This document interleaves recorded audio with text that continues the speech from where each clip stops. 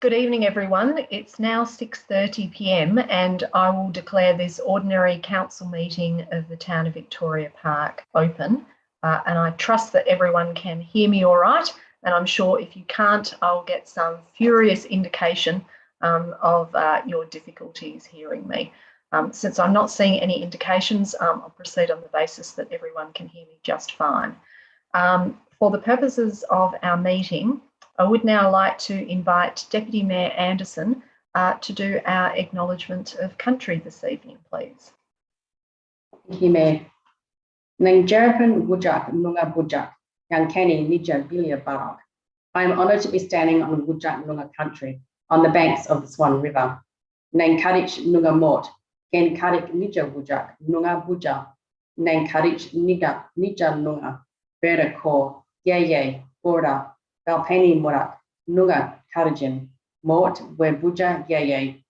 I acknowledge the traditional custodians of this land and respect past, present, and emerging leaders, their continuing cultural heritage, beliefs, and relationships with the land, which continue to be important today. Nen Yaka Balpani Nunga, Berda, Mort, Nija, Buja. I thank them for their contribution made to life in the town of Victoria Park and to this region. Thank you, Deputy Mayor Anderson.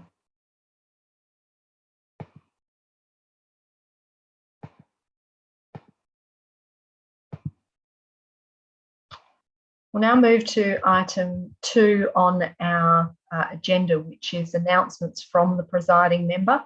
2.1 relates to recording and live streaming of proceedings in accordance with clause 39 of the Town of Victoria Park Meeting Procedures Local Law 2019. As the presiding member, I hereby give my permission for the administration to record proceedings of this meeting. Item 2.2 relates to public question time and public statement time. Now, there are opportunities to ask questions and make statements at the beginning and the end of our meeting. However, as this is an electronic meeting, all questions and statements needed to be submitted to the Town of Victoria Park by 12 p.m. today.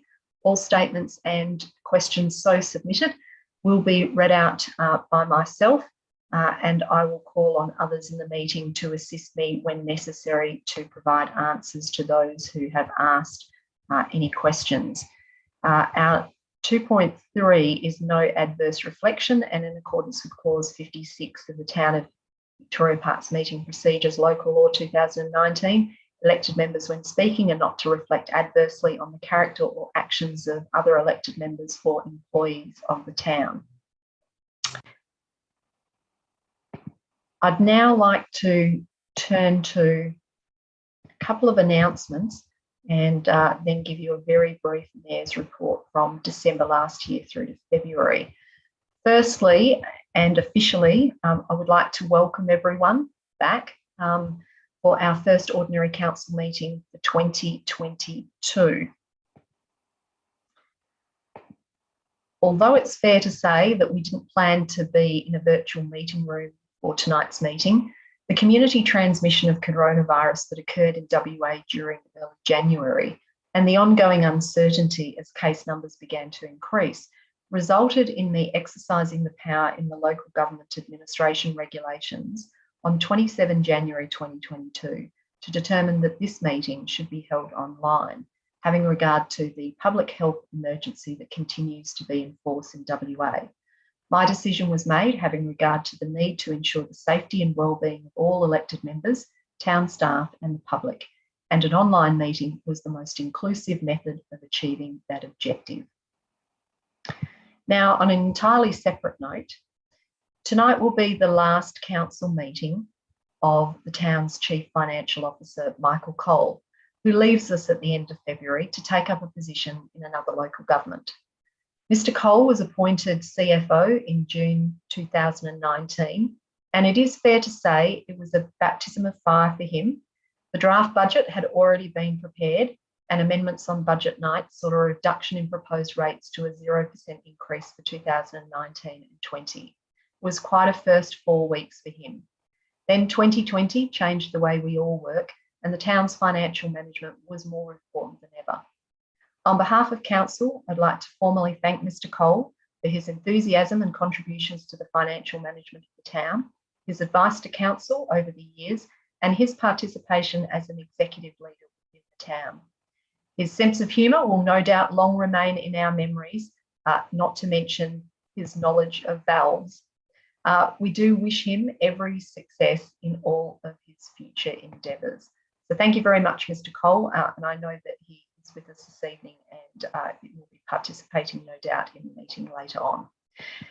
In terms of the Mayor's report, from my last report in December, on the 15th of December, I attended the Victoria Park Primary School end-of-year assembly and thereafter took some time off, as with other elected members, for the festive season. On the 11th of January 2022, the CEO and I had separate meetings with the Federal, Liberal and Labor candidates for the seat of Swan to continue our election advocacy for funding of major town projects. On the 26th and the 28th of January, I presided over citizenship ceremonies at the town with the assistance of Deputy Mayor Anderson.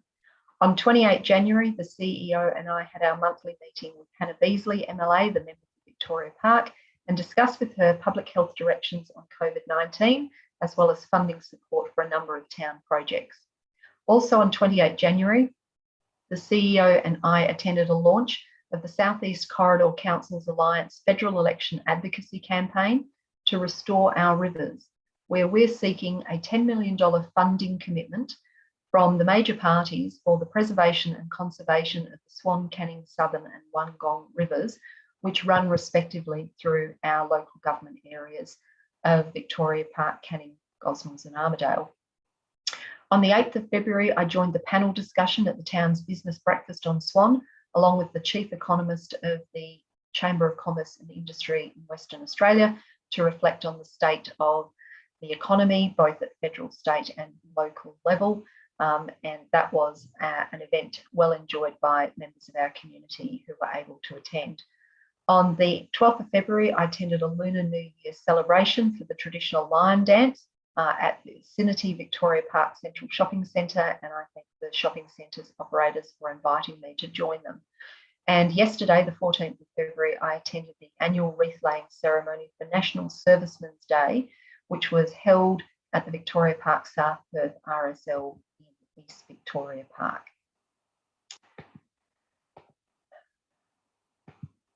That concludes the Mayor's report. We'll now go on to item 3 in our agenda, which is attendance at tonight's meeting. So I can see that we have all elected members in attendance, specifically from the Banksy Ward, Deputy Mayor Anderson, Councillor Devereux, Councillor Hendricks and Councillor Sandro, and from the Jarrah Ward, Councillors Hamer, Ife, Kareem and Potter. From the administration, we have in attendance the Chief Executive Officer, Mr. Anthony Valletta, the Chief Operations Officer, Natalie Adams, Chief Financial Officer, Mr. Michael Cole, Chief Community Planner, Ms. Natalie Martin-Good.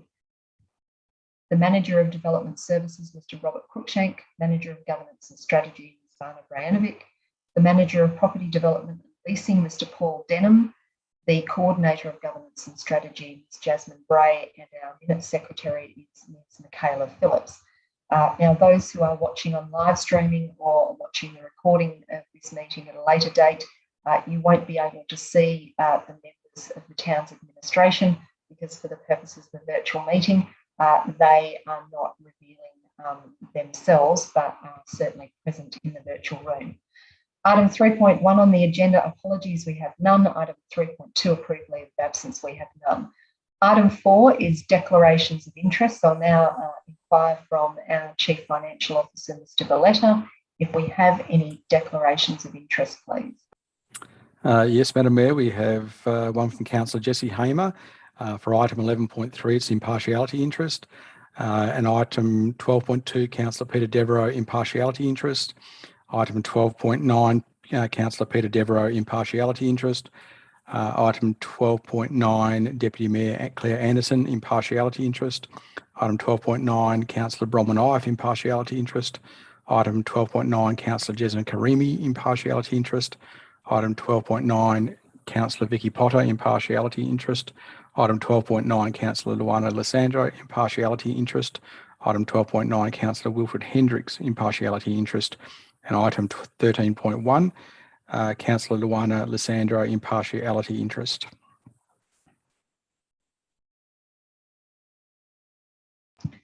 Thank you, Mr. CEO.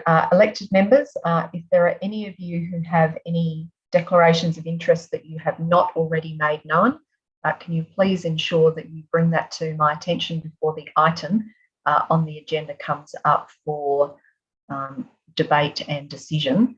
Are there any undeclared declarations of interest at this stage that any elected members wish to make known? Councillor Sandro. Yes, thank you, Mayor Vernon. I wish to add impartiality to item 12.2, review of the Lathley Park Management Plan, as I live within close proximity and could be perceived as having a conflict of interest. Thank you. I will get back through to governance. Thank you. Sorry, Councillor Sandro, I had a great deal of difficulty hearing what you said after you declared your impartiality interest. So it is in relation to the Lathley Park Management Plan. Would you be able to articulate again, please, the basis for your impartiality? Yes, thank you, Mayor Vernon. I have an impartiality perceived, could be seen as a perceived impartiality, conflicts of interest, as I live within close to the development. Thank you.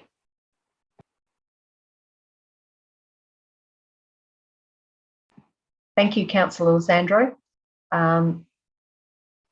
As I say, if any other elected members do have a declaration of interest that they wish to make now, please let that be known and please use your electronic hand signal. Otherwise, we will be moving on in the Council's agenda. So we now move on to item 5, which is public question time. So a number of questions were submitted by members of the community, and they are presented now in the order in which they've been received. So the first public questions are from Melanie Lund of Victoria Park. The first question is, as our empowered and politically connected local elected representatives, why is Council unwilling to form an advocacy position to the state government on behalf of the Victoria Park residents whom they serve, who are losing jobs, homes, careers, mental wellbeing, educational opportunities, businesses and lives as a result of state-imposed COVID mandates? So given that this is a question that's directed to Council itself, I will answer it at this stage. I don't necessarily accept part of the premise in the question that we are a politically connected group of local elected representatives. There may very well be elected members on Council who have connections with political parties. But in relation to the question of why Council is unwilling to form an advocacy position, the question of an advocacy position to the state government is an item on the agenda tonight, 11.3, and at this stage, no decision has been made by Council on what, if any, advocacy position they will take in relation to the subject matter of the petition, which does relate to state government public health directions, otherwise known as vaccine mandates. The second question is, given that the West Australian newspaper Perth Now has already reported the outcome of the Council's decision on this petition, how can the residents of Victoria Park have any faith that their councillors will follow due process and evaluate the petition on its merits? I will answer this question. Firstly, I'm not familiar with any newspaper article, either the West Australian newspapers Perth Now or otherwise, that has purported to claim that our council has already made a decision in relation to the petition that is in item 11.3 of our agenda tonight. There certainly was a newspaper article in Perth Now on the 3rd of February, which reported that the town's council meeting agenda contained a recommendation from the Town of Victoria Park administration as to how council should address the subject matter of the petition, and that matter is on the agenda for item 11.3 tonight.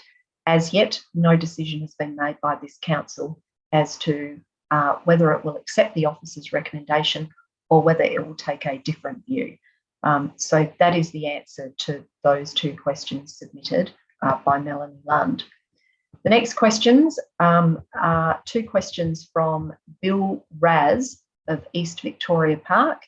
The first question is, how many businesses has council spoken to regarding the difficulties in implementing these mandates?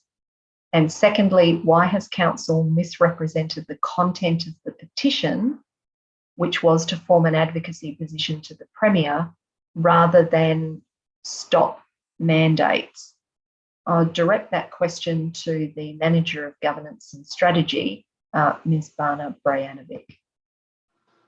Thank you. The response to question one is that the town didn't speak to businesses regarding the difficulties in implementing mandates imposed by the state government in relation to the restrictions. And the answer to the second question is that the petition request hasn't been misrepresented, as the petition requested that the Premier takes community concerns into account and reconsiders any decision to introduce restrictions for unvaccinated people. The town has recommended that the petition be forwarded to the Department of the Premier and Cabinet, as the town is not the responsible authority. Thank you. Thank you, Ms. Brajanovic. The next questions that we received are from Ron Grant of East Fremantle. I'll read out the three questions. The first question, has the council done their due diligence risk assessment on the COVID vaccine as a measure of stopping transmission of the virus? If so, what is the effectiveness in stopping transmission?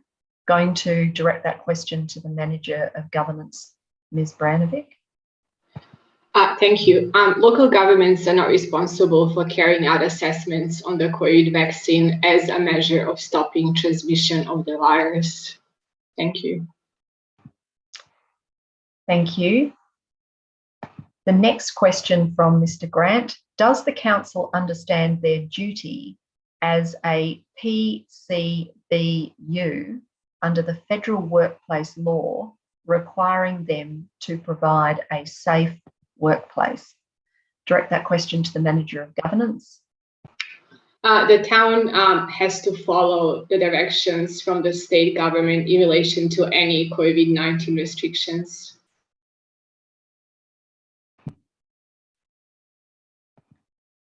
Thank you. The next and final question from Mr. Grant. Does the council understand that federal law takes precedence to any state law under section 109 of the Australian Constitution?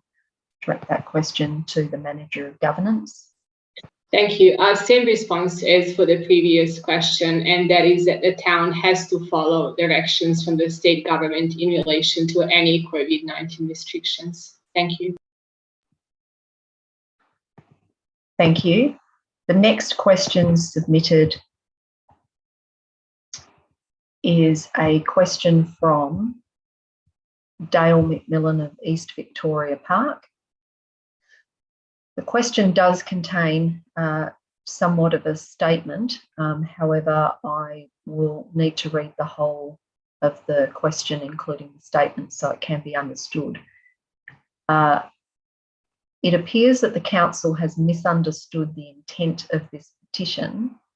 I am calling on my local councillors to advocate for the residents and business owners of the town of Victoria Park to our state government. Public health orders that exclude people of a certain class or status are discriminatory, and the public health case for such measures is weak. Many other jurisdictions around Australia and the world have chosen not to adopt such measures. Town residents and businesses are being harmed by these public health measures, and it is council's responsibility to represent these issues to the state. Will the council do so in this instance? I'll answer that question for Mr. Mcmillan. The question of whether the council will take an advocacy position on behalf of residents and business owners of the town of Victoria Park as per the petition is the subject of item 11.3 on tonight's agenda. As yet, the council hasn't made any decision, and it would be entirely inappropriate of me to answer this question before there's been an opportunity for councillors to debate the item.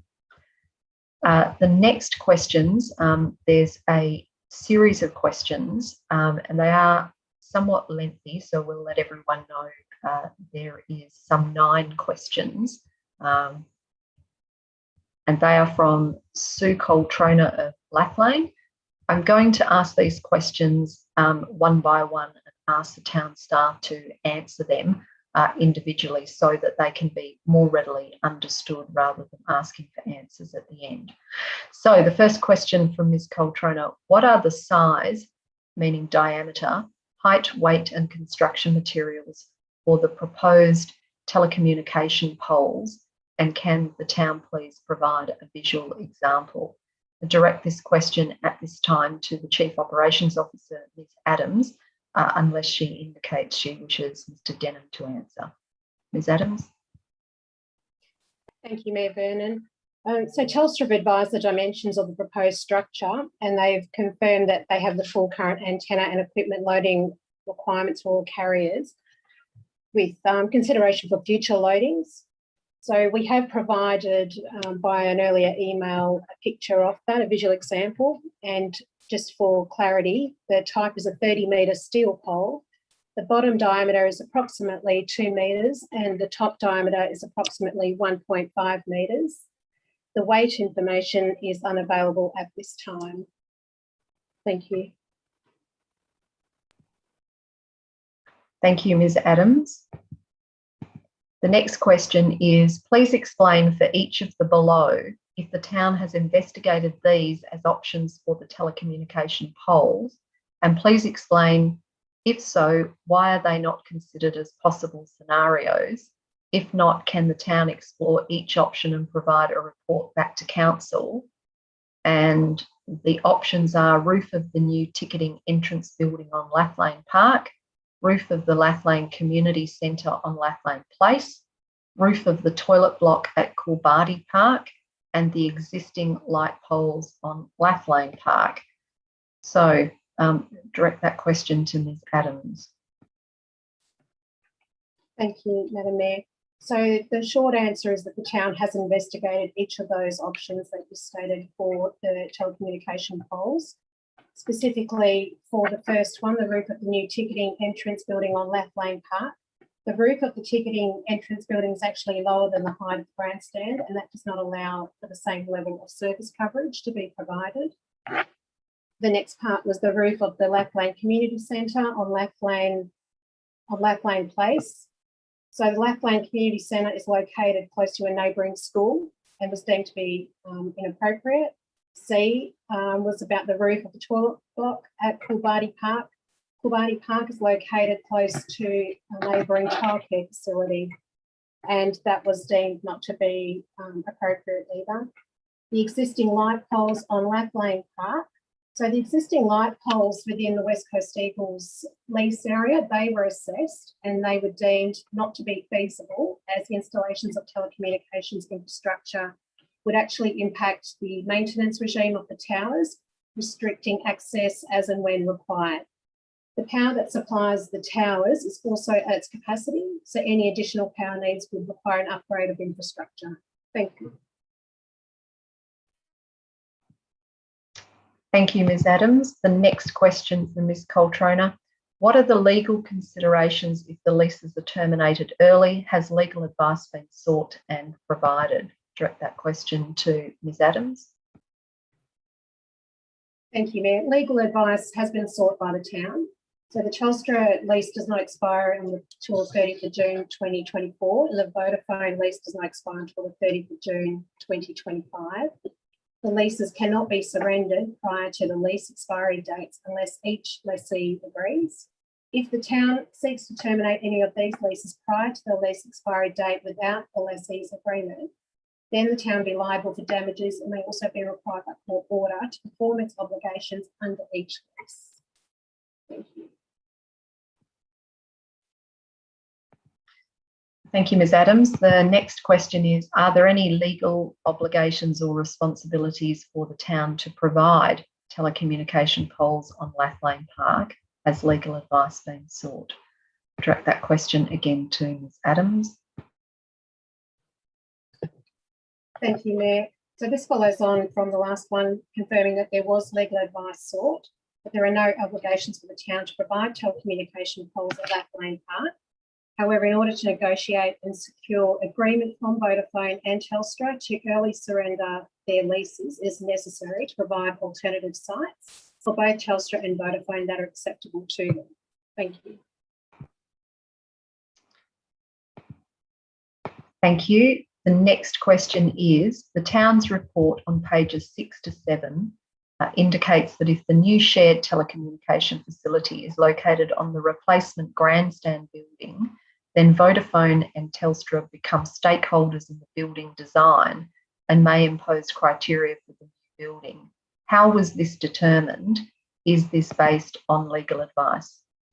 Direct that question to the Chief Operations Officer, Ms Adams.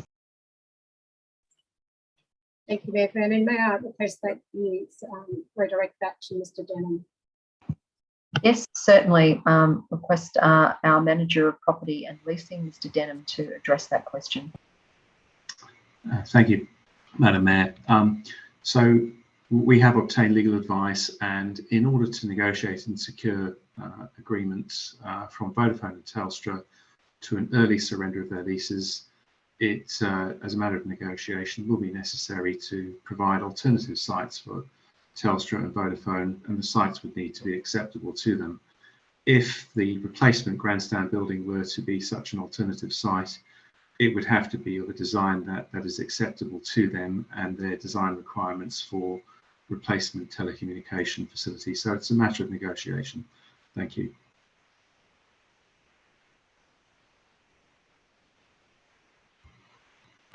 Thank you, Mr Denham. The next question is, have the West Coast Eagles been approached as a possible option to use existing building infrastructure to house the telecommunications poles?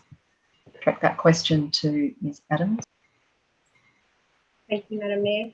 We confirm that the West Coast Eagles have been approached as a possible solution, and they've completed their assessment of the land they consider for the telecommunications infrastructure. So they consider that the telecommunications infrastructure will adversely impact the current function and layout of the facility. Thank you. Thank you, Ms Adams. I had a little difficulty hearing the last of what you had to say, and others may have been the same, but I heard you to say that the West Coast Eagles had done an assessment of their building infrastructure and had determined that there were no locations which were suitable because the infrastructure, if it contained telecommunication poles, have an adverse impact on the operations of the West Coast Eagles. Our next question is, how has visual impact on amenity been assessed by the town without adequate detail on the design and construction of the telecommunications poles? Direct that question to Chief Operations Officer, Ms Adams. Thank you, Madam Mayor. The visual impact on amenity will be assessed as part of the detailed development application. And at this stage, limited information is available on the visual impact. So this is a montage as an undertaking for comparison purposes on on-site inspection at Opera Stadium, which currently accommodates a 30-metre monopole. Thank you. Thank you, Ms Adams. The next question is, how many trees will need to be removed to make space for the poles if scenario 4 is pursued? Direct that question to Ms Adams again. Thank you. No trees are expected to be removed to accommodate scenario 4. Thank you. Thank you. And the final question from Ms Coltrona, why has the community not been consulted on this matter? By which I understand Ms Coltrona is referring to the surrender of the leases, which is the item on the agenda. Direct that question to Ms Adams. Thank you, Madam Mayor. It's probably more a question of timing. So the community will be consulted during the disposition of property process pursuant to section 3.58 of the Local Government Act, should the council resolve to proceed as well through the public consultation for the development application process. Thank you. Thank you, Ms. Adams. That concludes the questions submitted by Ms. Coltrona. And we have 2 further questions that have been submitted. So these questions are submitted by Rhonda Potter of Carlisle. The first question is, at what stage of the negotiations and development approval will the community, in particular local residents and business owners, be asked for input and feedback? Direct that question to Ms. Adams, unless that's a question you wish the Manager of Development Services to answer.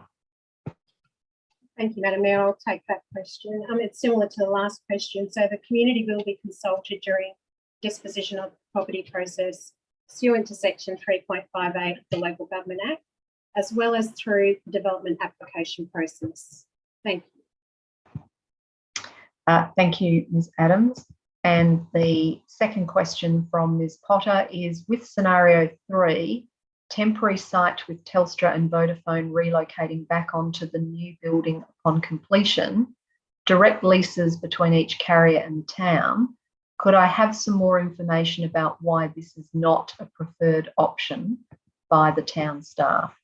Direct that question to Ms. Adams. Thank you, Madam Mayor. So scenario 3 is not preferred for the reasons provided in the report under item 10 in the analysis.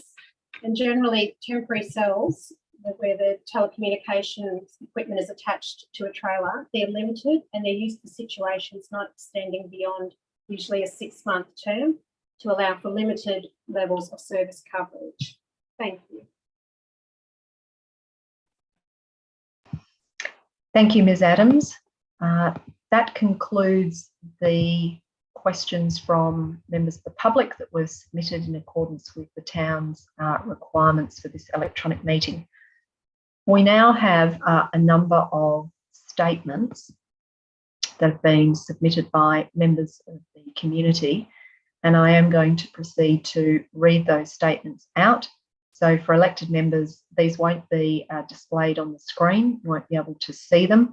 So you do have a fair bit of listening to do. I'll let you know about that now. So the first statement is from Darren Tetley of Burswood. This is a statement in support of the application for development approval number 45 for Circus Burswood, proposed additions, alterations to single house. He writes, as the builder, I'm writing in support of the owner Karen Bowen's application for development approval of the above mentioned property.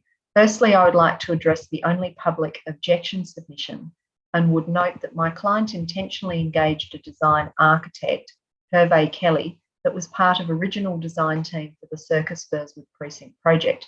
Now self-employed at Kelly Design and Drafting Services, Hervé Kelly is fully conscious and well briefed on design aspects, streetscape aesthetics, and the need to meet or enhance the immediate streetscape facade. This addition alteration proposal makes little or minor adjustment to both street elevations. All colour selections will be matched to the existing structure, and landscaping will be designed to enhance and embellish the existing streetscape. A final noteworthy point is that this proposed move to home-based workplace is in step with the need to reduce vehicle travel and coincides with my client's choice to reduce workload and commitments with a view toward retirement.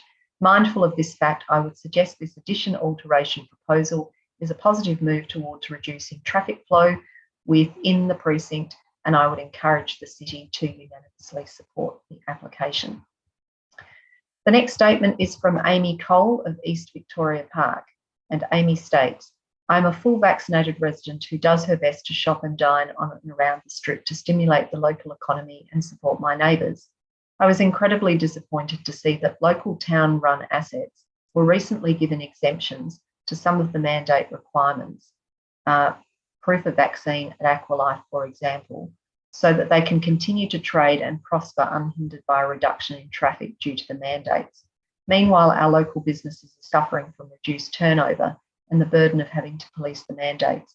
Not only do I vehemently disagree with the mandate, but I feel that this disparity is a slap in the face of local business that was already struggling to recover after the impact of 2020.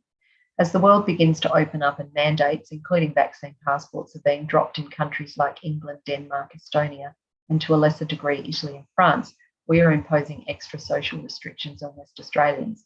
I urge the Council to consider the financial and emotional impact of the mandates and to present the petition to the Premier's office. In the words of Margaret Mead, never doubt that a small group of thoughtful, committed citizens can change the world. Indeed, it's the only thing that ever has. The next statement is from LJ Mcmillan, East Victoria Park. Your agenda item as written misconstrues the petition request. The petition does not request the petition be forwarded, but requests a letter be sent from Town of Victoria Park to the state government. A request to represent Town of Victoria Park residents and businesses who pay rates for council salaries and facilities. The other erroneous aspect is assuming it represents just uninjected people. There are a significant proportion amongst the injected who also do not wish to be showing their health information or just plain and simply do not agree with the show your passes mentality. If you have to show documentation to go anywhere, you are not free. The continuing changing COVID landscape means there's nuance to vary to the request. Please write to the state government to note the change globally where mandates on the public are being withdrawn, and they need to do the same lest WA fall behind economically and socially. If you actually speak to Town of Victoria Park businesses, you'd hear how the government requirements are an imposition on them, additional labour costs when there are already labour shortages and increase in pay rates, the daily unpleasantness of segregation and discrimination, not to mention the mental load and stress of whether they've done as required and could get fined anyway. And to top it off, patronage and income has reduced. For many, their workday or their business is not enjoyable anymore. For all customers, it is certainly less enjoyable, and we have reduced our outings, and eliminated some businesses altogether from our visits, namely those who make the process unnecessarily excessive. Our exercise and coffee group is injected and reject the mandate, so this correspondence is actually from 6 of us. Your risk analysis included in the agenda item 11.3 suggests no future financial impact. This is impacting businesses, and when they close down, you lose income. On an associated issue, I implore Town of Victoria Park not to discriminate as segregating current facilities to which all ratepayers have contributed. The state government are not requiring the local councils to exclude, so why would you choose the nasty option? How about continue to uphold the value of diversity and all welcome? See your own promotions about the town attached with the values circle, which are negated by this deplorable discrimination. It is purely political and not about health, as attested by the many events and venues which admit injected only and yet have still become hotspots, high transmission locations, super spreader events. Stand out, step forward and be a leading local council among state and nationwide councils. Set the example of doing the right thing, be a leading light in the darkness across the country. Are you going to uphold the declared values of the Town of Victoria Park? Free your businesses and free your residents to enjoy all amenities and community freely. If you have to show documentation to go anywhere, you are not free.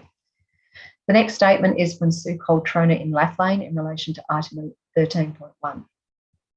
She states, there has not been an adequate exploration of investigating existing council-owned infrastructure within the current vicinity of the existing Telco Polls. Opportunities to use existing infrastructure allows for minimising visual impact.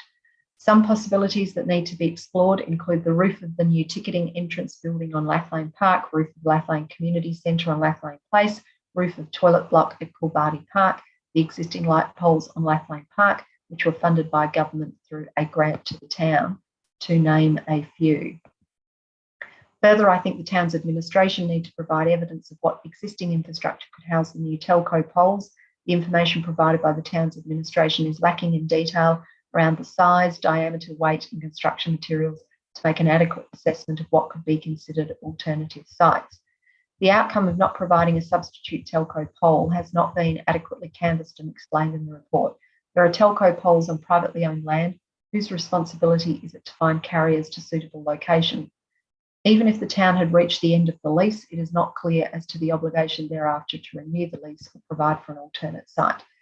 The only information in the report in relation to the poles is height, which is 30 metres. No further details or visual images have been provided. It would appear with the proposed location that trees need to be removed. The town's recommendation is to pursue scenario 4, 2 separate poles, direct leases between each carrier and the town. On page 9, the report indicates the scenario deemed viable by both Telstra and Vodafone is scenario 4. However, I would like to draw your attention to Telstra's response to scenario 4 and in the image at the end of this email. Building 2 separate polls for both carriers would be a far less efficient and economical outcome for all parties involved. This will result in duplicate cost, land space and community angst. Multiple polls will result in increased visual impact on the new precinct, does not achieve council's objectives of a single poll build, increased visual impact on the new precinct, community pushback expected. It is hard to understand why this option is being recommended. It is not the best outcome, nor has there been any community consultation. Mayor and councillors, I respectfully request scenario 4 is not endorsed as the preferred option, and the Chair requests the town's administration undertakes further exploration of options in, around or outside of Black Lane Park, as well as undertake community consultation. Ultimately, the community is pretty much unaware of this proposal. Taking 75 square metres may seem like nothing. However, I do not believe the visual impact on amenity is acceptable, nor any loss of trees. The next statement is from Rhonda Potter of Carlisle in relation to item 13.1. She writes, as a business owner on Lathlane Place and a local resident, I have concerns around 2 of the suggested sites for these telephone towers on the corners of Goddard and McCartney Crescent and Roberts Road. McCartney Crescent is the road that takes you directly to Lathlane Place, a bustling hub of business and community activity. I think that placing these poles that are unsightly no matter what you do with them in either of these locations will detract from the aesthetic of these areas. I do not want to be driving around Roberts Road and look over at our beautiful landscaping, our blue tree, and see them a fenced off area with a telephone pole and electrical boxes. With all the hard work and money that has gone into beautifying this area, it would be such a shame to undo some of this by installing these here. Not to mention that the corner of Roberts and McCartney has become quite a bird sanctuary. These installations will upset and impact on the environment of this area. The same applies to the other proposed site on the corner of McCartney and Goddard. This is an area that has had a lot of money spent on it to encourage our community to use it. Who wants to sit and have a picnic or skate or gather right next to telephone poles and electrical boxes? With this in mind, I urge you to reconsider these sites, and please, I ask the elected members to talk to their community about their feelings on this issue. That concludes the public statements for public statement time. So we will now proceed on with the next part of our agenda, which is now item 7, which is the confirmation of minutes and receipt of notes from the agenda briefing forum. So elected members, you need to now be in a position to access your electronic voting via Docs on Tap, because that is how we will be proceeding with voting this evening. Both for moving and seconding, as well as for the purposes of voting. So the recommendation is that Council 1 confirms the minutes of the ordinary council meeting held 14 December 2021, 2 receives the notes of the agenda briefing forum held 1 February 2022, 3 receives the notes of the Access and Inclusion Advisory Group meeting held 6 December 2021, 4 receives the notes of the Madeira Advisory Group meeting held 8 December 2021, and 5 receives the notes of the Lathlane Park Advisory Group meeting held 19 January 2022. Can I have a mover and a seconder, please, for the recommendation?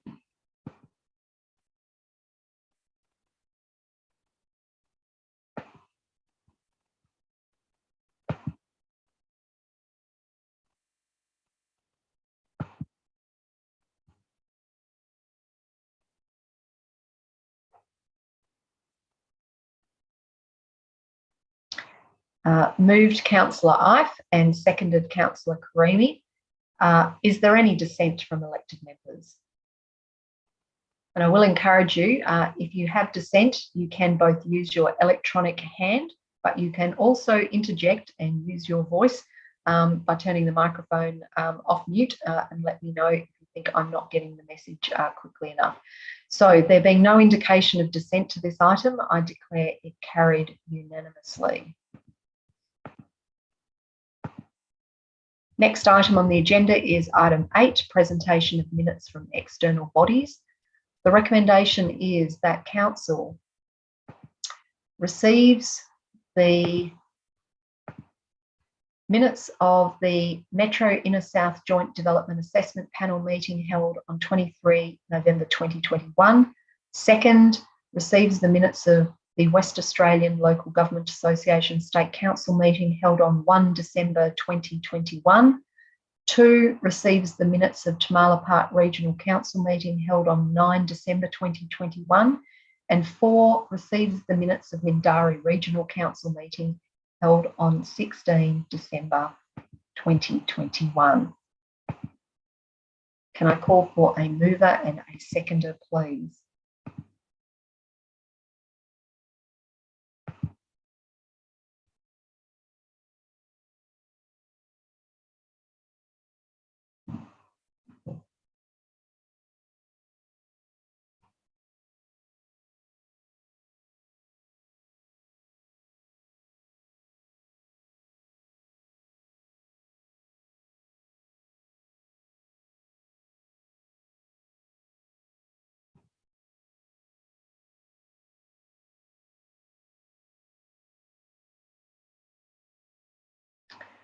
Moved by Councillor Karimi, seconded myself, Mayor Vernon. Is there any dissent?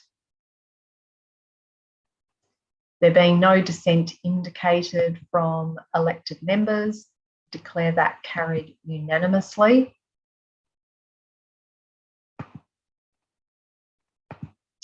Next item is number 9, which is presentations. 9.1 is petitions, we have none. 9.2, presentations, we have none. And 9.3 is deputations, and we have none. Now move to item 10 on the agenda, which is the method of dealing with gender business. Now, the recommendation is that the following items be adopted by exception resolution and the remaining items be dealt with separately. 11.1, Council Resolutions Status Report. 11.2, Quarterly Reporting, February 2022. 11.4, Local Government Reform Submission. 12.8, Review of Local Planning Policy 39, Tree Planting and Retention.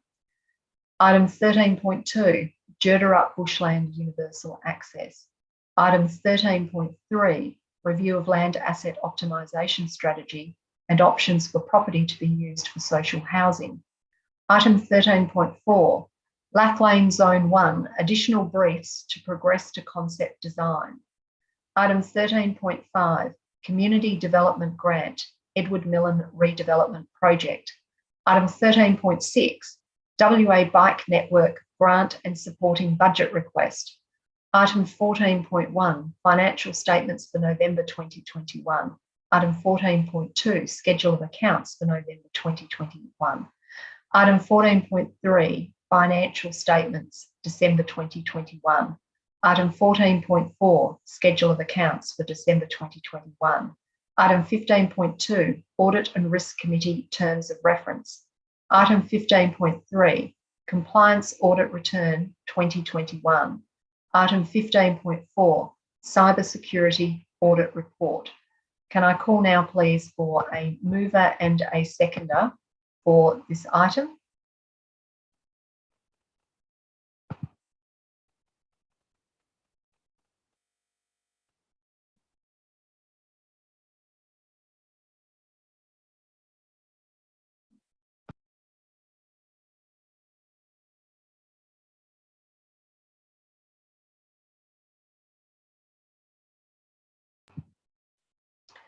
Moved Deputy Mayor Anderson, seconded Councillor Potter. Is there any dissent?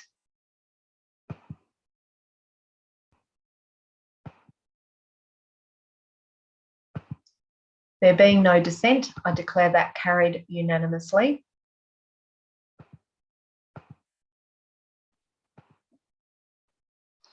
We now move to item 11, which is the Chief Executive Officer reports. Items 11.1 and 2 have been dealt with by exception resolution. So we now move to item 11.3, which is the petition of electors, restrictions for unvaccinated people. The recommendation is that Council requests the Chief Executive Officer to forward the petition received to the Department of the Premier and Cabinet, as the content of the petition does not fall under the remit of local government, noting that no action is requested in relation to the petition, and secondly, advise the lead petitioner of Council's resolution. Can I call for a mover and a seconder? Councillor Ife, you wish to be heard ahead of the officer recommendation before a mover and seconder is sought? Thank you, Mayor Vernon. Yes, I do. I have an alternate motion that I'd like to have considered prior to us considering the officer's recommendation, please. Thank you, Councillor Ife. I will invite you to outline your alternate motion that you wish to have tested before the officer's recommendation. Before you do that, I am seeing an indication that Councillor Hamer has his hand up. Do you wish to ask a question, Councillor Hamer?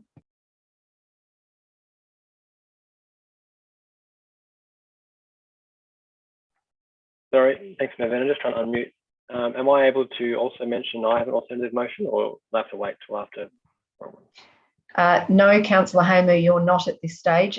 Councillor Ife has indicated an intention for an alternate motion that she wishes to put to council before the officer's recommendation is put. What that means is she now has the floor to present her alternate motion. If her alternate motion is subsequently resolved by council in favour of her alternate motion, that will be the end of the matter. The officer's recommendation will not be put, and there won't be any other alternatives that will be put forward because her alternative motion will have been determined by council.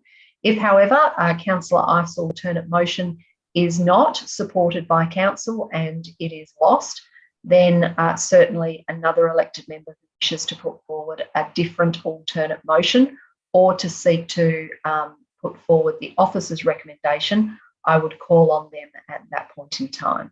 But that's the process in accordance with the meeting procedures local law. So once an elected member indicates they have an alternate that they wish to move, that needs to be dealt with.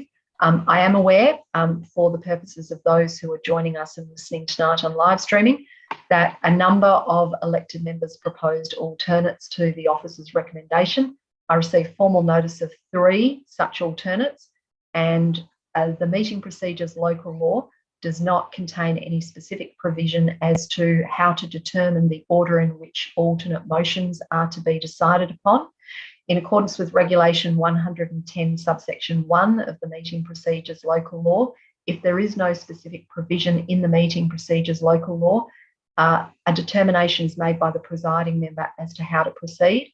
So in this instance, I've determined that the appropriate way to proceed when there are 3 alternate motions to one item on the agenda is to hear those alternates in the order in which they were submitted by elected members.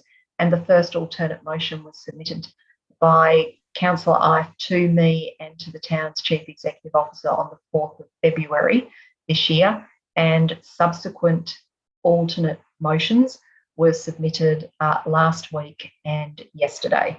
So on that basis, Councillor Ife's alternate motion was submitted first, and that is the determination that I've made of the order in which we will deal with them.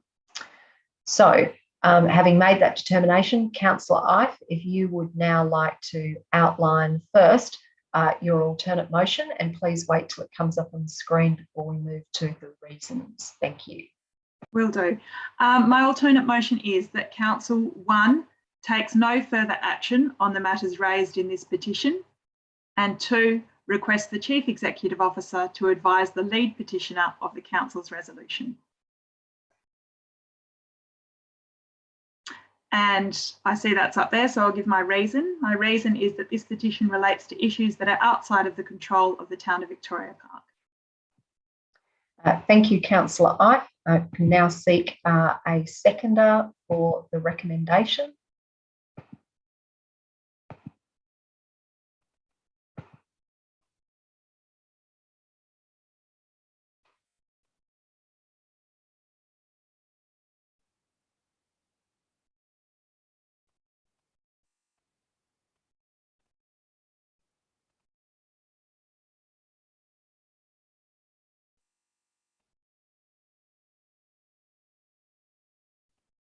Councillor Ife, your alternate motion has been seconded by myself, Mayor Vernon. Now invite you to speak to your alternate motion. Thank you, Mayor Vernon. I won't say too much. I may say more at the end of debate. Unfortunately, vaccinations and mandates have become a point of dispute and conflict across Australia and the world recently. While I do understand that some people have chosen not to take up the opportunity for a vaccination and that their choice has impacted what they are able to do, the issue at stake here, which is vaccination mandates, is not an issue for local government. Petitioners should consider raising these concerns directly with the state government. Seeking local government buy-in to advocate on these issues only drives further conflict and unease.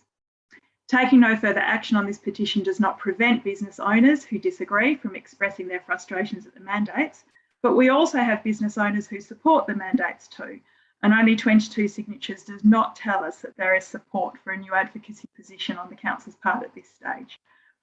This does not have a place in local government, so I say let's not buy into this any further. Thank you.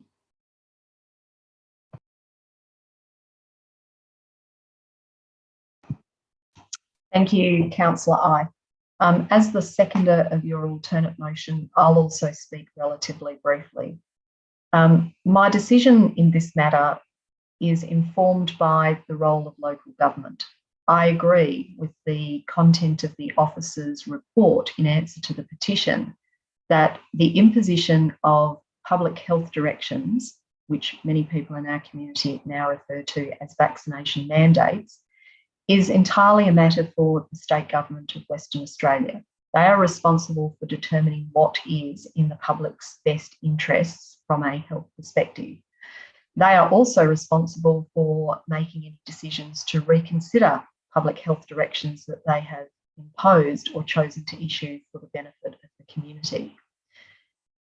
The role of local government is to provide services to our community, and the role of council and councillors is to provide for the good government of the town, not to provide government that conflicts with the government provided by the state of Western Australia.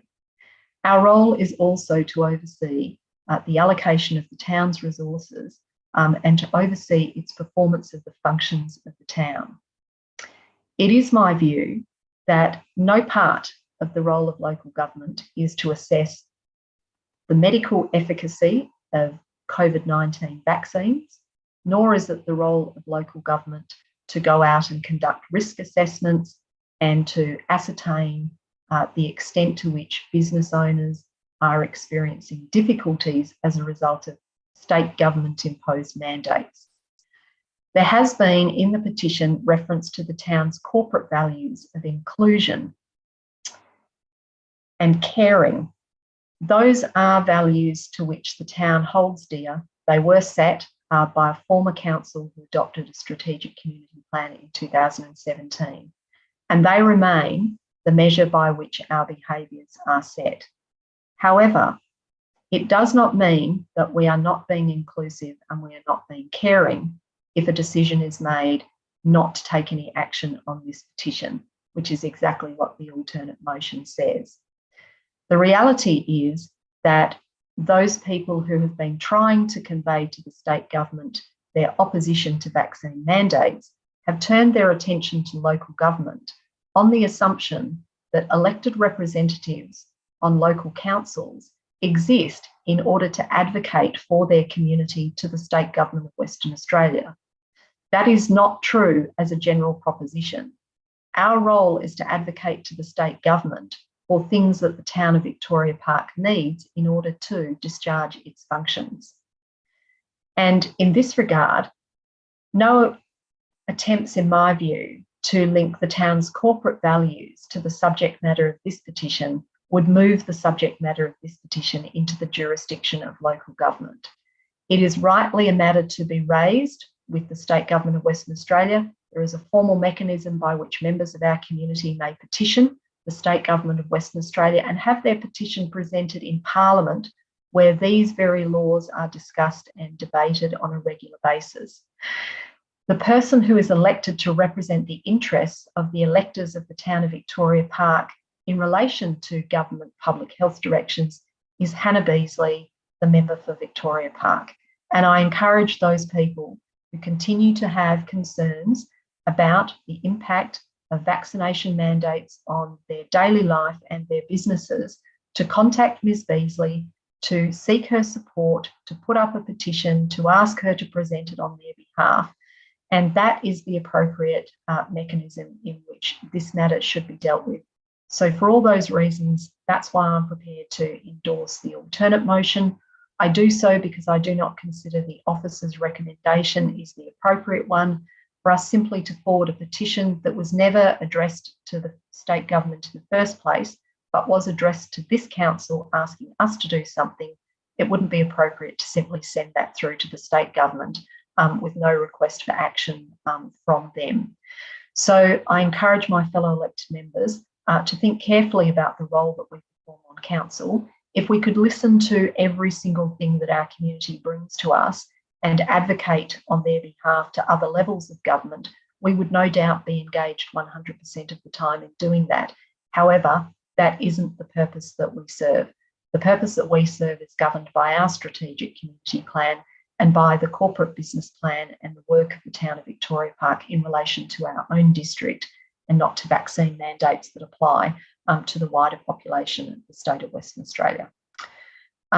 So there having been two speakers now, the mover and the seconder, in favour of the alternate motion, can I now call, is there any elected member who wishes to speak against the alternate motion?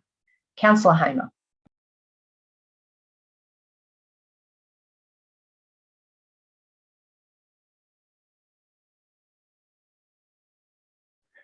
Thank you, Mayor Vernon. Yes, I would like to speak against the motion, but could I also foreshadow that I have an alternative if this motion does not get up? You may do that in the course of you speaking against the alternate motion that's currently on the floor, yes. Thank you. I know the role of the councillor is to represent the interest of electors, ratepayers, residents of the district and facilitate communication between the community and the council. Knowing this is our role, taking no action on this petition is a missed opportunity. I will be supporting this petition as I know the difficulties the town is having in interpreting and implementing the current restrictions. Our local businesses are also doing it tough in what many are calling a shadow lockdown. The town leads the way and does so much more than just garbage collection and maintenance, as mentioned in the officer's report. I look forward to hearing some positive, constructive suggestions and discussing with council around how the town can offer support to those businesses and community members that will be affected either by restrictions or having to enforce them. Also, to add the suggestion to get a petition from the state government via Hannah Beasley, having met with her personally, I know that is not an option as she will not be supporting any petition of that context.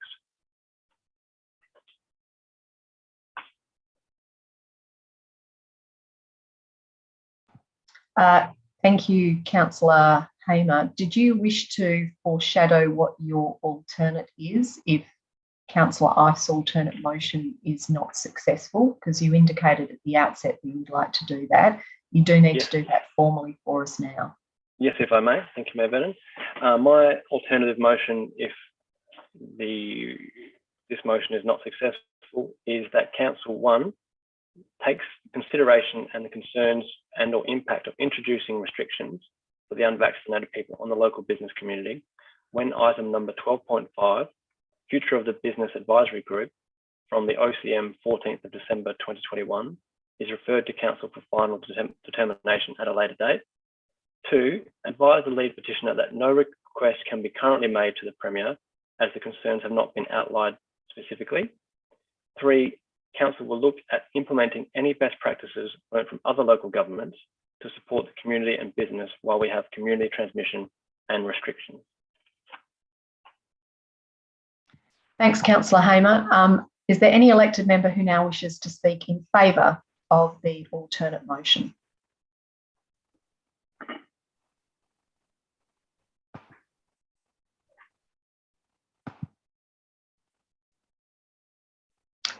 No. If there's nobody else who wishes to speak in favour of it, is there anyone else who wishes to speak against the proposed alternate? Councillor Hendricks, then Councillor Devereux. Thank you, Mayor Vernon. I then echo the sentiments of Councillor Hamer there, but I've also got to add, we as a local government are the nearest form of government to our community. and when they reach out to us, I think we have an obligation to listen to them, and yeah, for that reason, I'll be supporting the petition and won't be supporting this motion. Thank you. Thanks, Councillor Hendricks. I'll call again. Is there anyone else who wishes to speak in favour of the alternate motion before I call upon Councillor Devereux, who's indicated he wishes to speak against? No. Councillor Devereux. Thanks, Mayor Vernon, and thanks to those that have spoken so far on this important issue.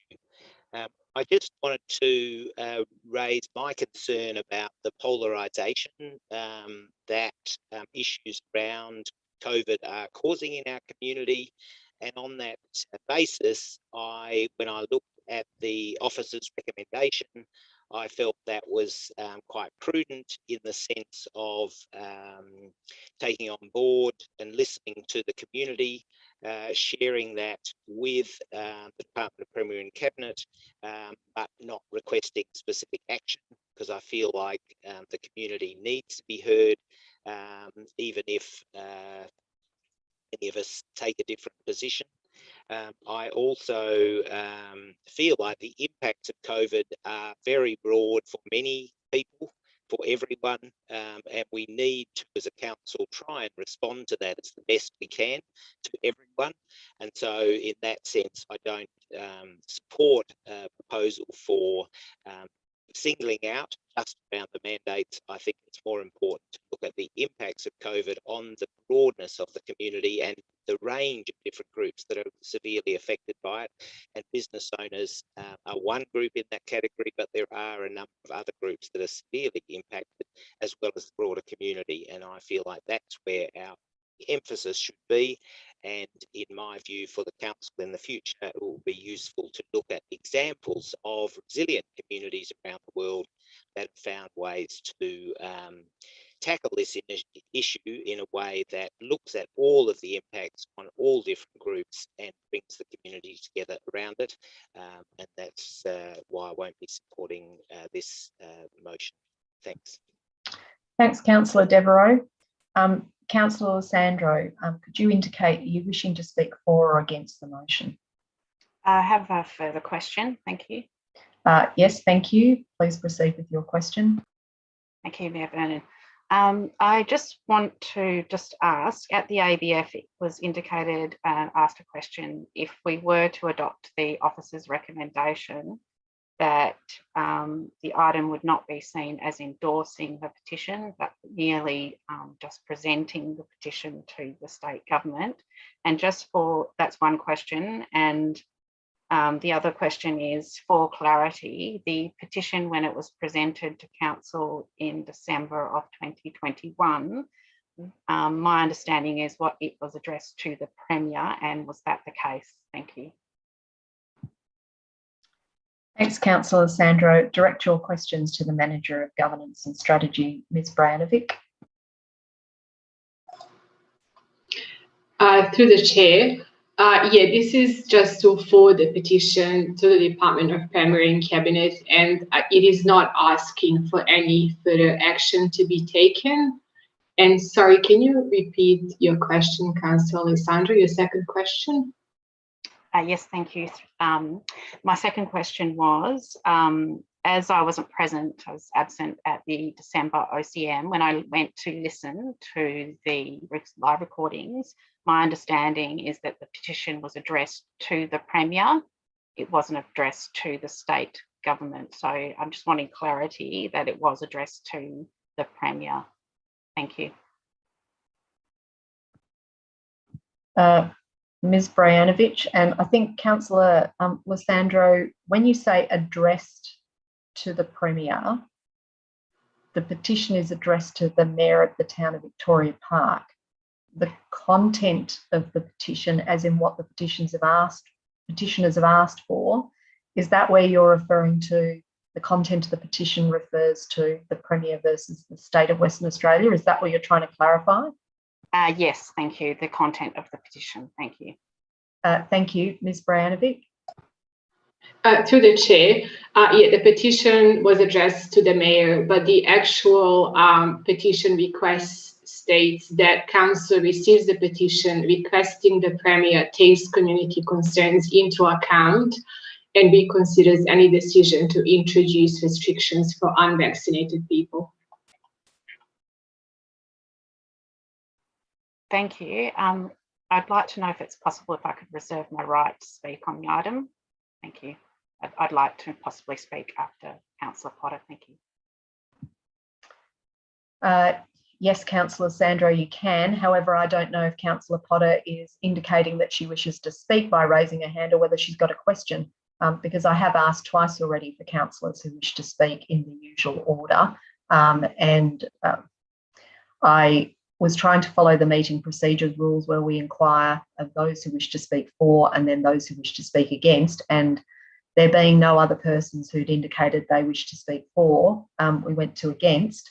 But I'll go to Councillor Potter and we'll find out. But Councillor Sandro, if you do wish to speak when we reach the last of the elected members who haven't spoken so far and before I invite Councillor Ike to close the debate, you will need to let me know if you wish to exercise your right to speak then, otherwise the debate may be closed. Councillor Potter. Thank you, Mayor Vernon. I actually wasn't intending to speak because I intend to support this motion, and I thought that both Councillor Ive and yourself had pretty much made the arguments that I would make, so I was going to just stay quiet. But given the arguments that I've been hearing against the motion, I decided to just address a couple of the things that I heard in those arguments. And that was that our businesses in the town are doing it tough, and that this would show support for those businesses. I actually think that the town has already shown support for businesses doing it tough through COVID. I don't think we have given up showing support for the businesses in our town doing it tough through COVID. And I expect that as the community spread becomes greater and infiltrates our town more, that we will act in a similar manner to the manner we have acted in the past, in that we have done things like promoting our local businesses, but also supporting with business grants, which came up, we implemented for the first time since the pandemic started. I think that to say that the support for this petition is about supporting our local business is short-sighted, and I think that there are other ways and greater ways in which we can do that. And I will be supporting the motion, the motion that's on the table, for the reasons that have been given by both yourself and Councillor Ive. Thank you, Councillor Potter. In accordance with our meeting procedures, I will now ask, is there anyone who wishes to speak against the alternate motion? Councillor Sandro. Yes, thank you, Mayor Vernon.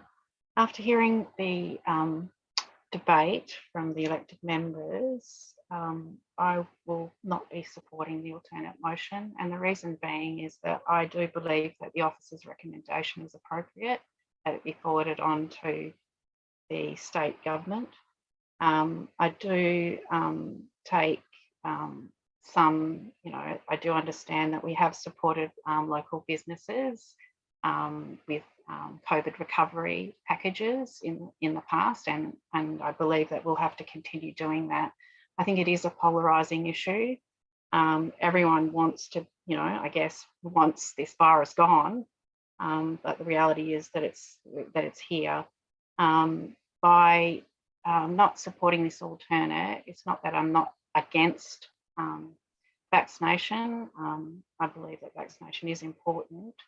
I understand that there's arguments that the vaccine mandate is a state government issue, and I do believe that, as Councillor Devereux has stated, I think that closing off the door and not kind of providing this petition via the officer's recommendation to the state government could be seen as kind of not listening, and we do have to take into account varying views. So on that basis, that I am comfortable with the original officer's recommendation, I will not be supporting this alternate motion. Thank you. Thanks, Councillor Sandro. Deputy Mayor Anderson. Thank you, Mayor Vernon. I will be supporting this alternative, and I'll be supporting it because it really is, it's short and sweet and to the point.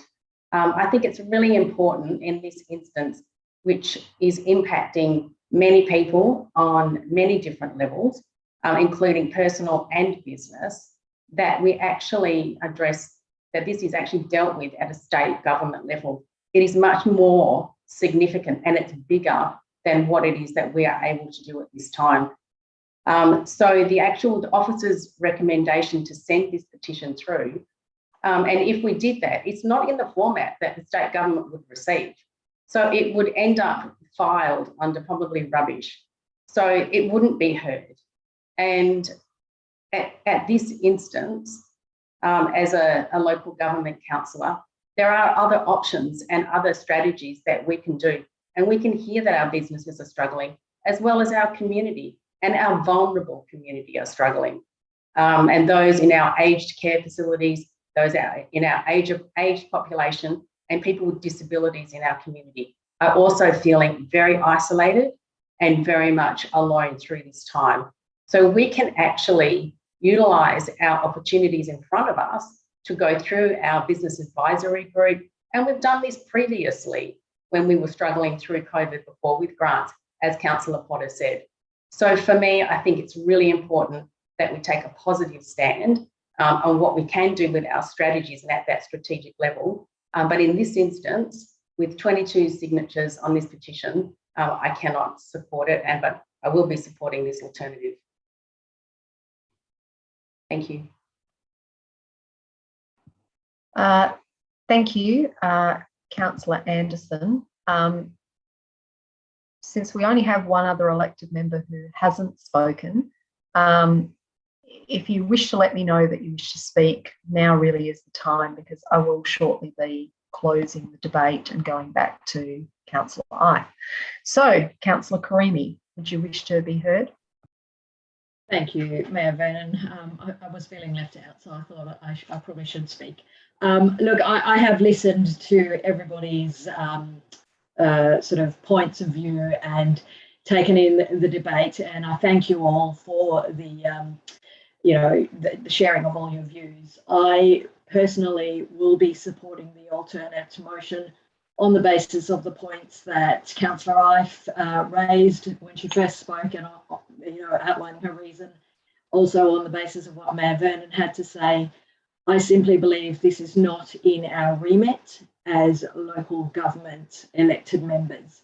And then following on from what Deputy Mayor Anderson just said, the petition is currently not in the correct format to be forwarded on to the Department of Premier and Cabinet. And it is on that basis that I'm happy to support this alternate. Furthermore, I also echo the comments that we are, I believe, doing a good job listening to our community. I have spoken myself, as I know other elected members have, to many local businesses, to many members of the community. We're all involved in community groups, be they sporting clubs or regulars at cafes and local businesses. And the majority of the people that I have spoken to do not feel like this is something that local government should be involving itself in. And so on that basis, I will be supporting the alternate. Thank you. Thank you, Councillor Karimi. So I'll now go back to Councillor Ife as the mover of this alternate. Do you wish to close the debate? I do, thank you, Mayor Vernon. I will be fairly brief. Taking no further action on this petition does not indicate a lack of care for the concerns of people in our community. It actually takes into account the fact that there are many, many varied views of people in our community, many varied views. I've had as many conversations from people supporting mandates as I have with people opposing mandates. And so taking a position on this isn't especially helpful. We don't have a position from our community yet. It's also worth mentioning that COVID has had broad community impacts well beyond vaccination mandates. And it feels to me that the conversation has recently turned into vaccination mandates being the only thing impacting people's lives, when in reality, COVID is still continuing to have a massive impact on people's lives, regardless of vaccination mandates. In fact, you could argue that thanks to vaccination mandates, we're not currently in an actual lockdown.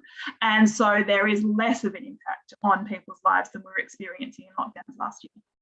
So I think that when we talk about the impact of COVID on the community, we need to think beyond vaccination mandates. We need to think about, as Councillor Anderson mentioned, people who are feeling vulnerable and lonely, people who are at great risk of contracting COVID and becoming very, very ill from it. And so the conversation needs to be much broader than whether or not mandates are a reasonable thing. It's also worth knowing that a lot of the conversations I've been hearing are about feelings. People don't feel like they want to be vaccinated. People don't feel like mandates are fair. Science doesn't have room for feelings. It doesn't have room for beliefs. And there's many times science tells us things we don't like. Science tells me that I shouldn't drive my car everywhere. I should walk or ride my bike instead. Some days that's tiring, but it's science. I can't argue with it. All of those things exist. All of those things are true. But above all, regardless of all the other things that we've said, this is simply not an issue for local government. This is an issue for state government.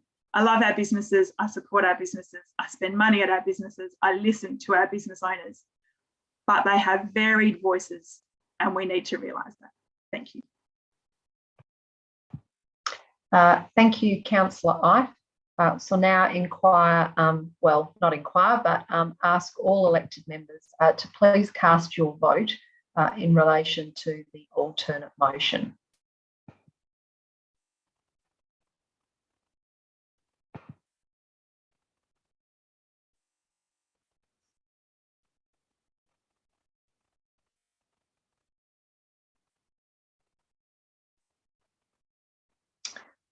So I'll declare the alternate motion carried.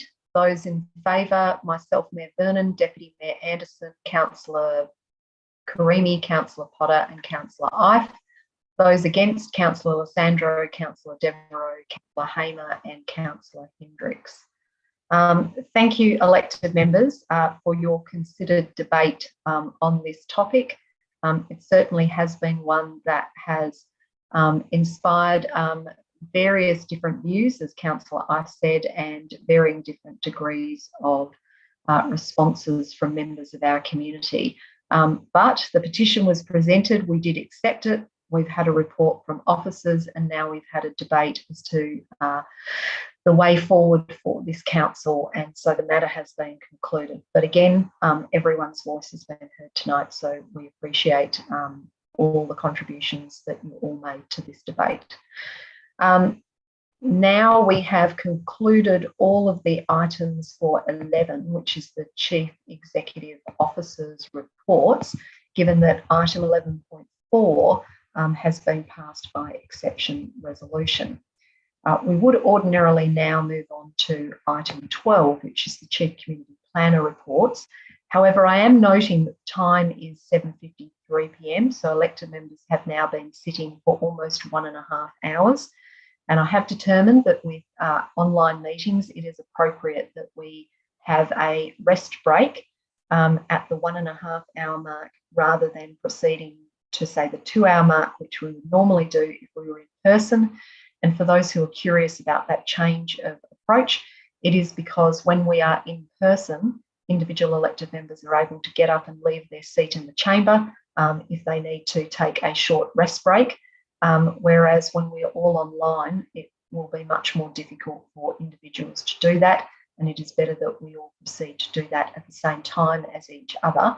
So given that it's now about to be at 7:55 p.m, I think that rather than starting on the next number of items, which are all planning matters that do require our attention and debate, I'm now going to move a procedural motion that we adjourn for 10 minutes and we resume.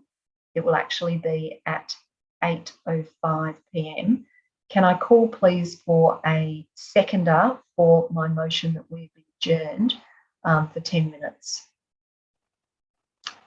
Seconded, Councillor Ike. Thank you. Is there any dissent from elected members?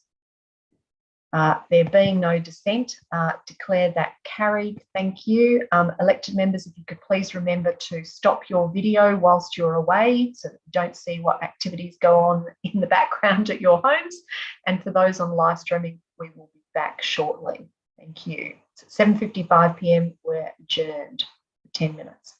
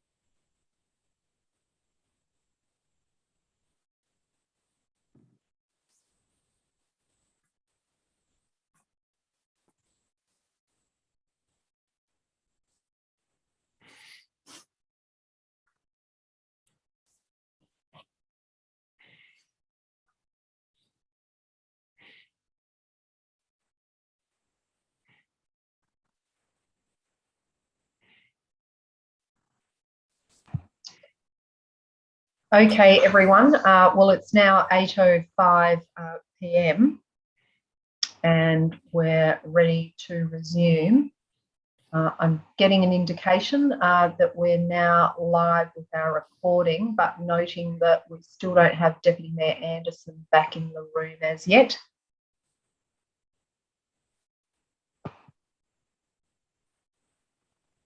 Just need to ascertain if I can.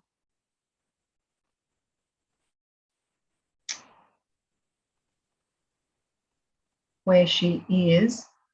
Can I perhaps ask? She's back. Thank you. I was about to ask our Manager of Governance to please alert me and let me know when she was back in. But in any event, we're back now. So we will pick up where we left off. We're now moving on to item 12.1, which is the local heritage list.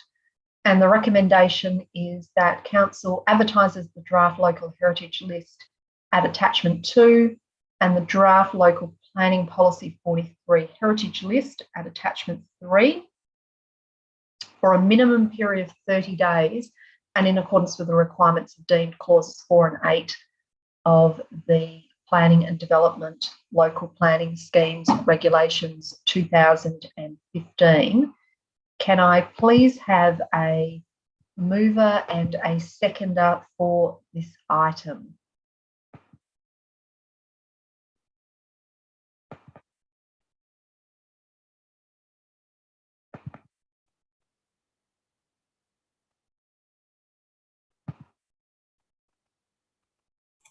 Still seeking a mover?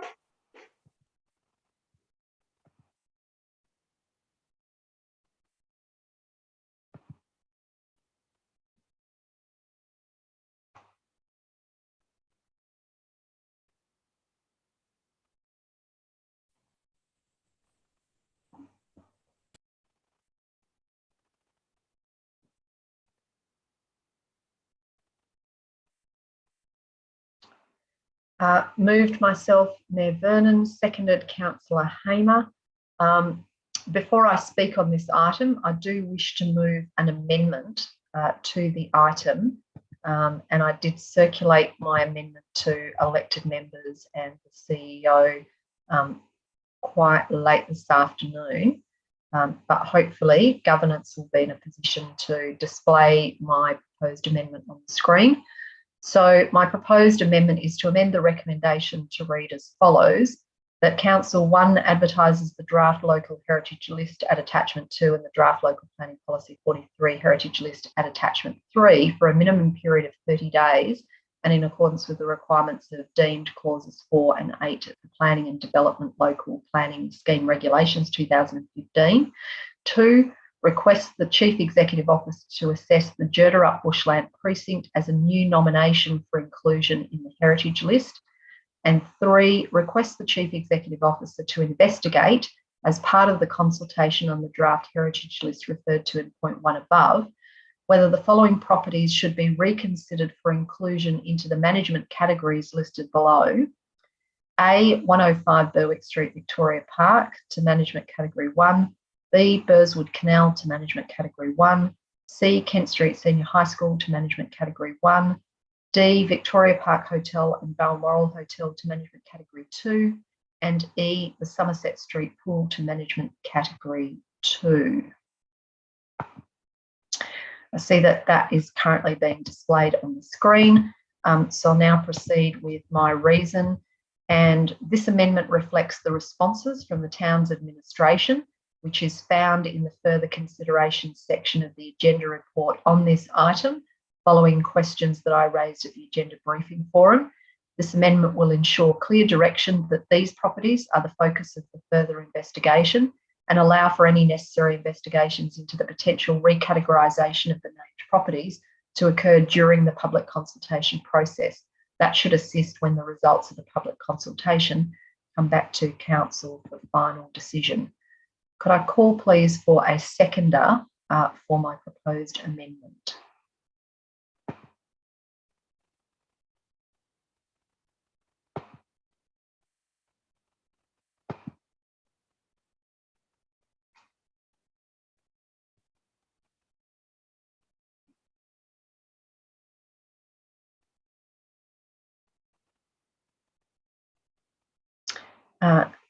Seconded, Councillor Vicky Potter. I'll just speak really briefly. I was pleased when I read the local heritage list that it reflected in large measure our local heritage inventory that was approved by council previously, now called the Local Heritage Survey. And what concerned me was the commentary was sufficient to suggest that each of the properties that I proposed in the amendment were, I think, capable of reconsideration as to whether they belonged in the lower category that they were currently sitting in. So in the cases of Berwick Street, Burswood Canal and Kent Street, was sitting at management category 2 when I felt there was a case for them to be in category 1. And in the case of Victoria Park Hotel and Balmoral Hotel and Somerset Street Pool, all three of those reasonably iconic destinations / places within the town, and I felt that they could do better if they were elevated to management category 2 rather than remaining in management category 3, which would have seen them not end up in the heritage list. My amendment is not to conclusively determine that we should put any of these properties into the higher management category or indeed into the heritage list, but to make sure that there's an investigation as to whether or not a rethink is required, and it appears from the Town Office's responses to my questions now in the agenda report that even the consultants consider this possible recategorisation is worthy of consideration. So I just want us to have the appropriate options to know that all of our important heritage places have got their place in the sun, potentially in our future heritage list. So, Councillor Potter, as a seconder, did you wish to be heard? No, thank you. I'm good. Thank you. Can I ask, is there any dissent to my proposed amendment to this item?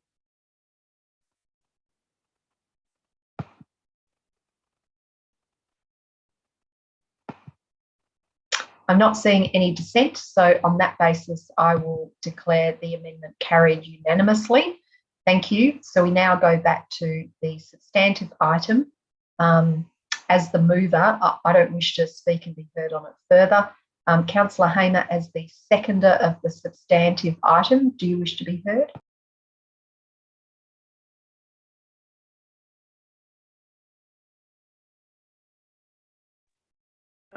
Thank you, Mayor Vernon. No, nothing from me. Thank you. So I'll formally call, is there any dissent to the substantive recommendation as amended?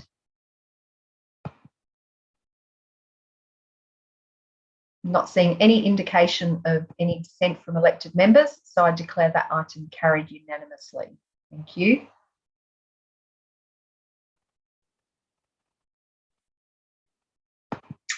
We'll now move on to item 12.2, which is review of the Lathlane Park Management Plan. And the recommendation is that Council receives the report on the review of the Lathlane Park Management Plan. Can I call, please, for a mover and a seconder for the recommendation?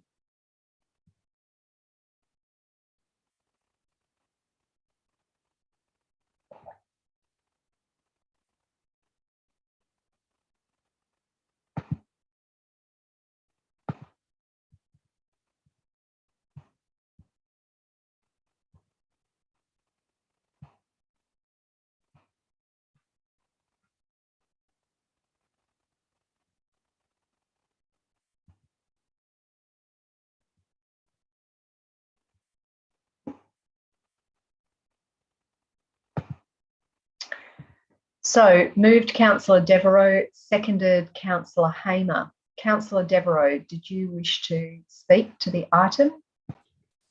No, Mayor Vernon, I don't wish to be heard. Thank you. Thank you. Councillor Hamer, as the seconder, do you wish to be heard? Nothing from me, thank you, Mayor Vernon. Thank you. Is there any elected member who wishes to speak against the item? I would like to just ask a couple of quick questions, if I may, before calling to indicate if anyone has any dissent to the item.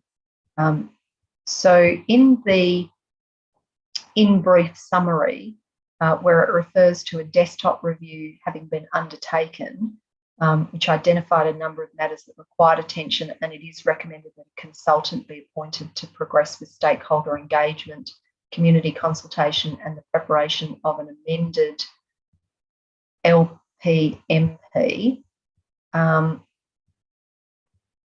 My question is, first and foremost, over what period of time would that work be done by a consultant, progressing with all the steps necessary for the preparation of an amended Lathlane Park management plan?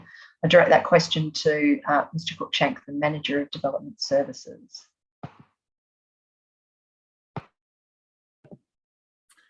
Thank you, Madam Mayor. So if the motion is adopted tonight, we'll need to seek expressions of interest from appropriate consultants. So I guess the timeframe will be somewhat dependent upon the capacity of consultants to undertake the work required. My best estimate would be that it's probably likely to extend into the first half of the next financial year. So, or in other words, maybe to explain that better, I'd like to think it would be wrapped up this calendar year.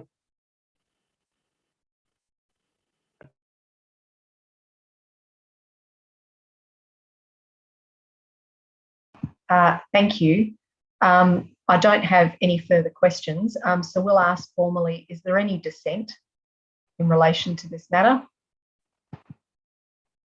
I'm not seeing any indications of dissent, so there being no dissent, I declare that carried unanimously.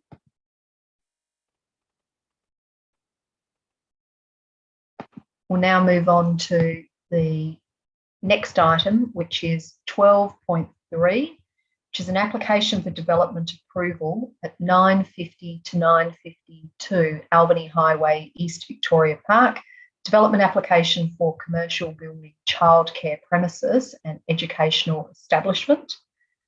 The recommendation is that Council approve by absolute majority the application and plans dated 15 December 2021, submitted by Taylor Burrell Barnett Proprietary Limited, DA reference 5.2021.495.1 for proposed childcare premises and educational establishment at number 950 and 952, being lots 559 and 560 Albany Highway, East Victoria Park, in accordance with the provisions of the Town of Victoria Park Town Planning Scheme number 1 and the Metropolitan Region Scheme, subject to the conditions that are set out in full on the recommendation at pages 52 to 55 of the Ordinary Council meeting agenda. Can I have a mover and a seconder, please, for the officer's recommendation?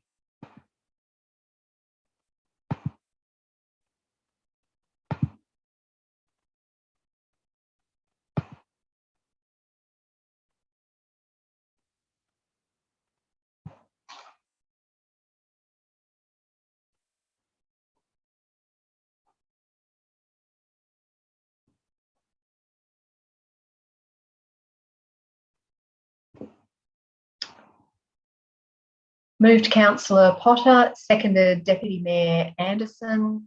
Councillor Potter, did you wish to be heard? No, thank you, Mayor Vernon. Deputy Mayor Anderson is the seconder. Do you wish to be heard? No, thank you, Mayor Vernon. Thank you. Is there any dissent?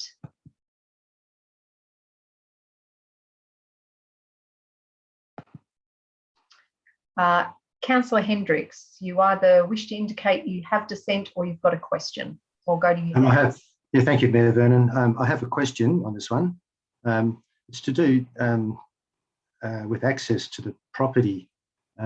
So next door with the tavern, I think in the officer's report, they've got a large, expansive hard stand, which I assume is the car park and for the tavern. Is the and that's how people can access the Terminus Lane as a shortcut. And I assume from Hubert Street as well, does that belong to the tavern? And the other thing too is, can the owners of that property prevent people from using that hard stand area from accessing Terminus Lane, was my question. Thank you, Councillor Hendricks. I'll direct your question to Mr. Cruikshank, the Manager of Development Services. Thank you. And Councillor Hendricks, if I could ask you to mute your microphone, please. Thank you, Madam Mayor. Yes, certainly at the moment there's access, I guess more direct access to the right of way that has access to the back of the site through the Franklin's car park. So at the moment, someone could potentially drive through the Franklin's car park from either Albany Highway or Hubert Street to get access to the right of way, to then get access to the car park at the back of this childcare centre. However, it certainly is within the rights of the landowner of the tavern's, Franklin's Tavern, to restrict people making that movement across their land. The report does indicate that that could be the case. If that were to be the case, there's still alternative access available to the right of way certainly from the Dane Street end and the other end of the right of way. So even if the landowner was to decide to restrict access across their private property, there's alternative means of access via the right of way. Thanks, Mr. Cruikshank. Councillor Hendricks, any other questions? No, that was it. I was just curious on that one. Thank you, Mayor Vernon. Thank you. So I'll now ask formally, is there any dissent to the officer's recommendation?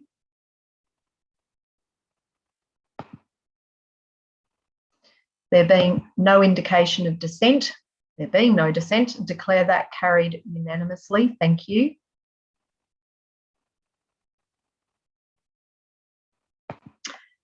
We'll now move to the next item on the agenda, which is item 12.4, which is the application for development approval at 14 to 16 McCartney Crescent.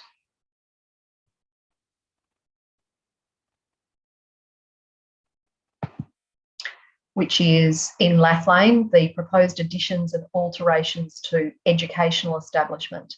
The recommendation is that Council approves by absolute majority the application for development approval DA reference 5.2020.5041.4.1 submitted by Slaven Architects Proprietary Limited Perth for additions, alterations to educational establishment located at number 14 to 16, being lot 62, McCartney Crescent, Lathlane, in accordance with the provisions of the Town of Victoria Park Town Planning Scheme number 1 and the Metropolitan Region Scheme, subject to the conditions which are set out in the recommendation on pages 74 to 75 of the Ordinary Council meeting agenda.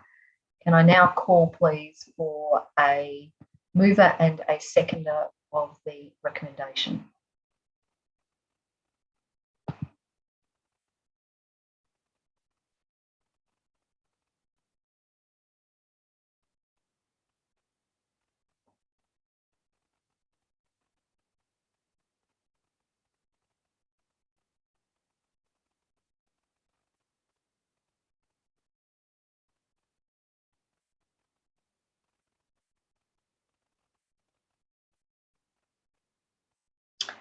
Moved myself, Mayor Vernon, seconded Councillor Karimi.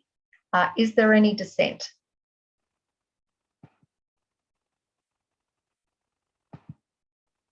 No, there being no dissent, declare that carried unanimously. Thank you.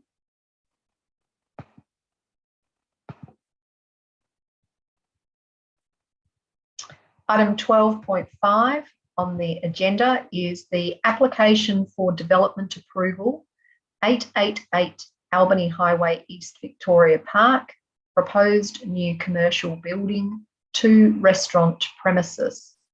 The recommendation is that Council approves the application for development approval, DA reference 5.2021.430.1, submitted by Yangtze Investments Pty Limited for additions, alterations for restaurant in accordance with the provisions of the Town of Victoria Park Town Planning Scheme No. 1 and the Metropolitan Region Scheme, subject to the conditions which are set out in full at pages 88 to 91 of the Ordinary Council meeting agenda. Can I have a mover and a seconder, please, for the recommendation?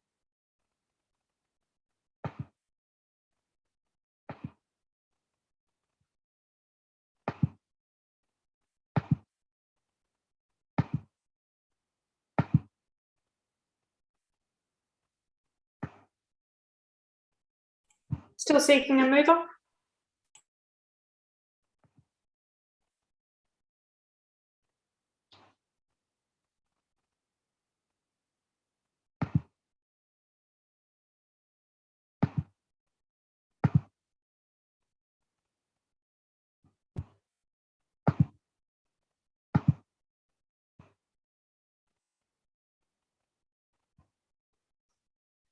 Moved Councillor Potter, seconded Councillor Hamer. Councillor Potter, did you wish to be heard? Not at this time, thanks, Mayor Vernon. Thank you. Councillor Hamer, did you wish to be heard?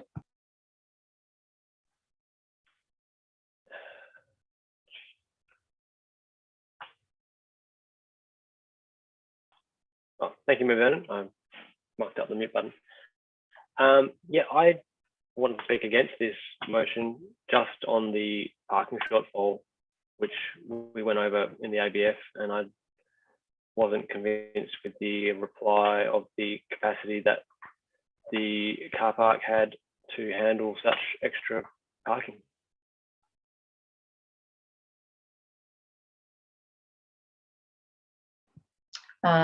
Thanks, Councillor Hamer. So, having spoken against the item, we now call for a speaker in favour of the item, please.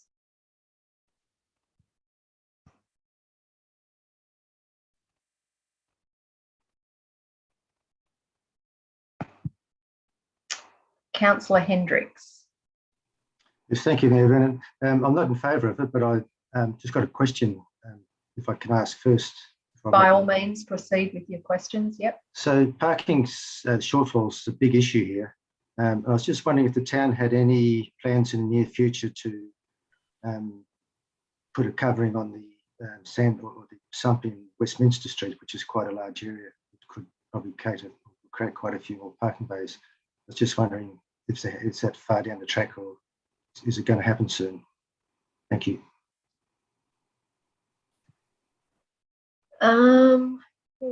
I think I might have to direct that question to the Chief Operations Officer, Ms. Adams, as to whether the town has any plans for parking facility in Westminster Street. And if it's not for you, Ms. Adams, please indicate who would be in a position to answer that question.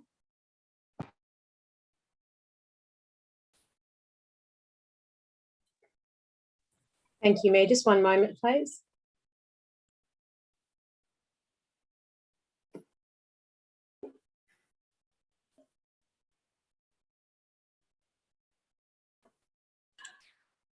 Sorry, Mayor Vernon, I'm not in a position to answer that question at the moment. Can you redirect that, please, to the Chief Executive Officer? Yes, Mr. CEO. Through you, Madam Mayor, the Westminster Stump has a plan to be decked at some point in time under the land asset optimisation strategy and also the original integrated movement network strategy. But it wasn't just going to be a car park, it's looking at the potential development of the site. So it's a medium to long-term objective to do something with that particular site.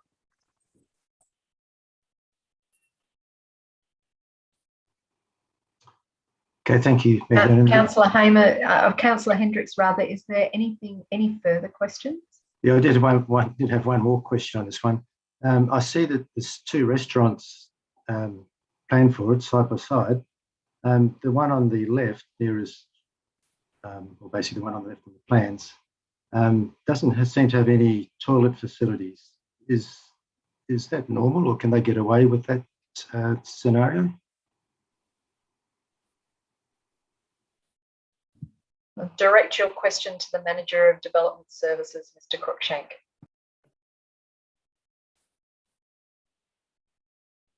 Thank you, Madam Mayor. I'm just trying to locate the plan just to appreciate the question. I can see that the premises on the left-hand side does appear to have a toilet. On the note on the plan, it refers to UAT, which I believe would be Universal Access Toilet. So from my viewing of the plans, it would appear that both tenancies do have a toilet. Okay, thank you. That clears that one up. Thank you.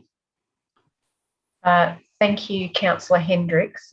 If I could just get you in due course, please remove your hand facility. Thank you.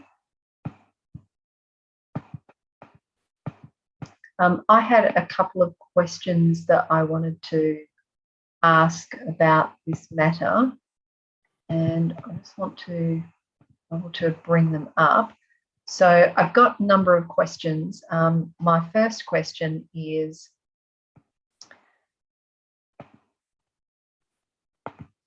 what number of bays make up the 10 to 20% remaining capacity in the Hubert Street car park during the peak restaurant service times of lunch and dinner, according to the graph that was provided by the officers in their report? Mr. Cruikshank, is that a question you can answer, please? Yes, thank you, Madam Mayor. There are 144 parking bays plus 4 Acrod parking bays in the Hubert Street car park. So 10 to 20% of that represents around 15 to 30 parking bays being available.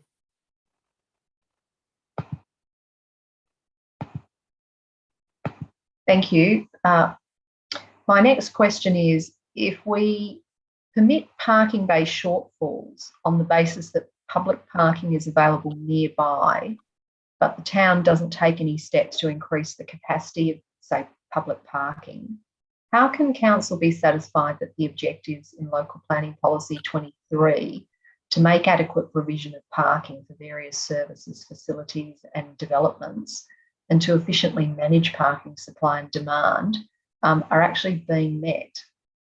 Mr. Cruikshank? Yes, thank you again. In terms of determining the current application, the officers are satisfied that there is adequate parking available to meet the demand, particularly when you consider there's an existing parking shortfall for the site. However, the point is understood that there may be a need for, separately, there may be a need for additional car parking, public car parking to be provided for the precinct, and this needs to be considered as part of a future parking review. Thank you. Can I ask a question which, I'm sorry I haven't given notice of this, but with regards to your reference to a future parking review, we've already had a presentation to council back in November of an agenda item for us to endorse a parking management plan. That item was deferred off to a future concept forum for elected members. Can I ask whether Mr. Cole's Chief Financial Officer or someone from Ms. Martin Good's team are able to answer the question of whether the parking review that Mr. Cruikshank just referred to in his answer is likely to be a part of the parking management plan, or is it likely to be an assessment about town facilities that's quite separate to the parking management plan? I'm just not sure who can answer that question. Through the chair, I'm happy to answer that question. Thanks, Mr. Cole. The parking management plan in draft form, because it hasn't been adopted by council yet, primarily sets out a matrix by which to consider parking issues and a certain level of trigger points within that. The parking review that Mr. Cruikshank's referring to, I think, is in relation to parking generally in that vicinity. not necessarily linked to the parking management plan.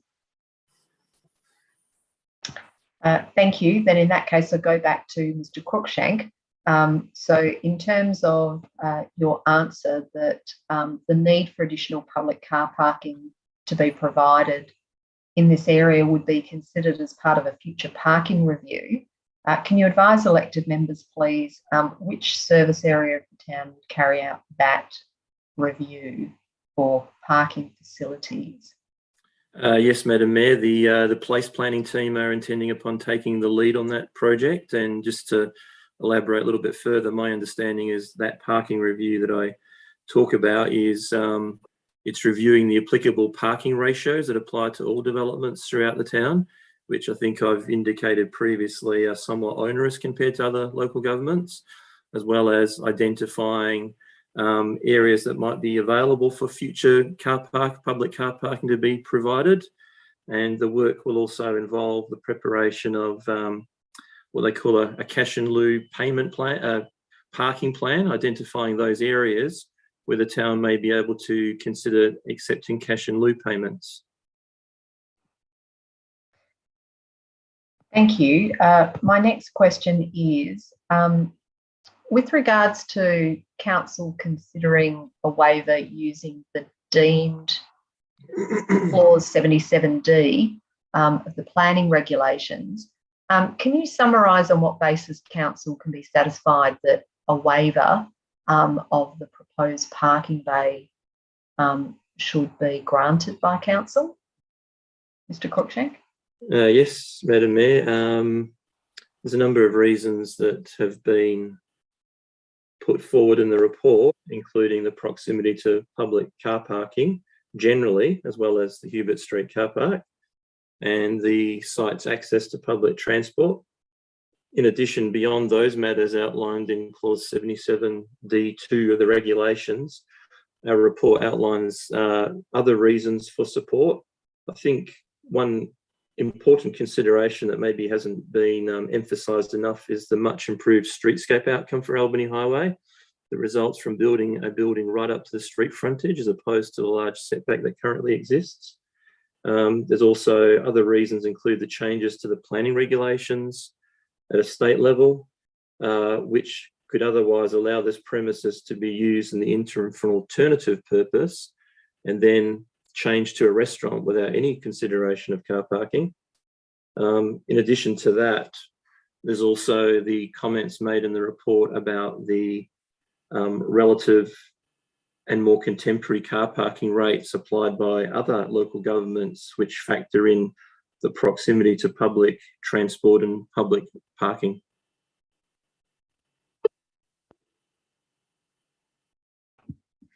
Thank you.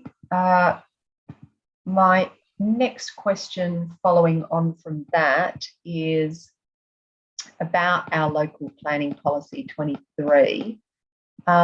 When was that policy last reviewed by the town and council, Mr. Cruikshank?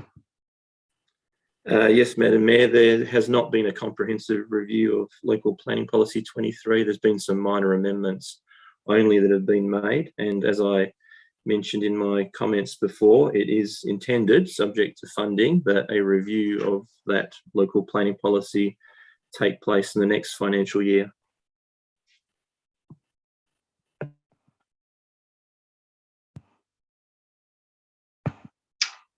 Thank you. With regards to the reference in the report to the capacity or otherwise for financial contributions to be made by developers for a parking shortfall, could you explain what is the minimum financial contribution for a parking shortfall that council could consider imposing on this development under local planning policy 23? Yes, Madam Mayor, the town's current fees and charges budget has an applicable rate of $30,000 per bay for cash in lieu parking. However, the state government did introduce some new planning legislation in July of last year relating to parking generally and cash in lieu payments. which has an alternative contribution rate that is to be applied immediately by all local governments so as to ensure some consistency. And looking at that, that formula that's been provided, it would seem that the contribution rate would now be in the order of around a maximum contribution of $4,629 per bay. So based on the 19 bay shortfall, or sorry, the 19 bay additional shortfall proposed, that would equate to around $88,000. Thank you. So based on that information, on what basis should council be satisfied that such a financial contribution isn't applicable to this development? Mr. Cruikshank? Yes, Madam Mayor. The changes to the planning legislation that I just made mention of that took effect on 1st of July 2021 have introduced new provisions regarding cash in lieu payments. There are transitional provisions that apply, allowing local governments to continue to impose cash in lieu in certain circumstances. However, from the 1st of July 2023, local governments can only impose a cash in lieu requirement where a cash in lieu parking plan has been prepared. The transitional arrangements provide that until the 1st of July 2023, cash in lieu payments can still be imposed if there are interim parking provisions that apply. That term interim parking provisions is defined in the regulations, and it basically requires that the local government have a policy or a scheme provision that outlines where the provisions of the cash in lieu payment might apply and the purposes for which the money will be used. While the town does have a local planning policy dealing with parking, it includes reference to cash in lieu. That policy doesn't identify the specific areas that the cash in lieu payments would be appropriate or how that money would be spent. So in my view, the town would be unable to apply cash in lieu contribution in this instance because of the interim transitional provisions that refer to in the regulations.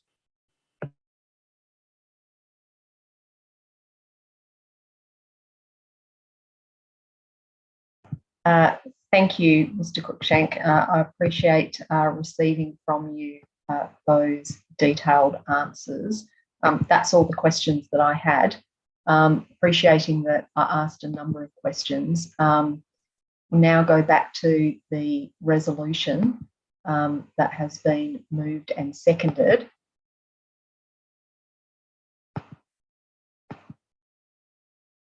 Is there any dissent? Apart from obvious, oh, actually, what am I saying? Is there any dissent? Councillor Hamer, you've already spoken against the matter. Sorry, that's my fault for forgetting that. Is there any elected member who wishes to speak for or against this item? Because if not, I shall be putting it to the vote. Sorry, Councillor Devereux, your hand has just appeared electronically. Did you wish to speak on the item, or we've got some questions? Thanks, Vernon. I just have a question after the answer that you received, if I may. Just to pick up on the point about the future parking review for the precinct, I just wondered, given we are reviewing at the moment the new transport strategy, if that strategy was in place, my understanding is the focus would be not just on cars, but all forms of active transport. Would that change the way this parking, lack of parking provision is seen in the future? Direct that question to Manager of Development Services, Mr. Cruikshank. Madam Mayor, I'm expecting as part of the parking review that what a likely outcome could be is a lesser parking standard to apply to developments throughout the town, particularly taking into account factors such as proximity to public transport and proximity to public parking. It seems to be particularly the contemporary way that a number of other local governments have dealt with parking, insofar as they have a base rate of car parking for developments, and then depending upon those locational criteria and proximity to those things I just mentioned, then there's an adjustment factor where the car parking can be reduced. So I would anticipate that that's probably going to be a likely outcome, is that there'll be a lesser parking standard applying to development in the town in the future. Thanks. Thanks, Councillor Devereux. Was there any other questions you had? No, thanks, Mayor Vernon. Thank you. Councillor Hamer, since you have already spoken on the item, you can ask questions, but that's all. Thank you, Mayor Vernon. I did have a question, just from what was mentioned about the cash in lieu provisions. Would it be possible to make provisions for the cash in lieu to go towards the decking of the sump or any other expansion or work to the Hubert Street car park? Direct that question to Mr. Cruikshank.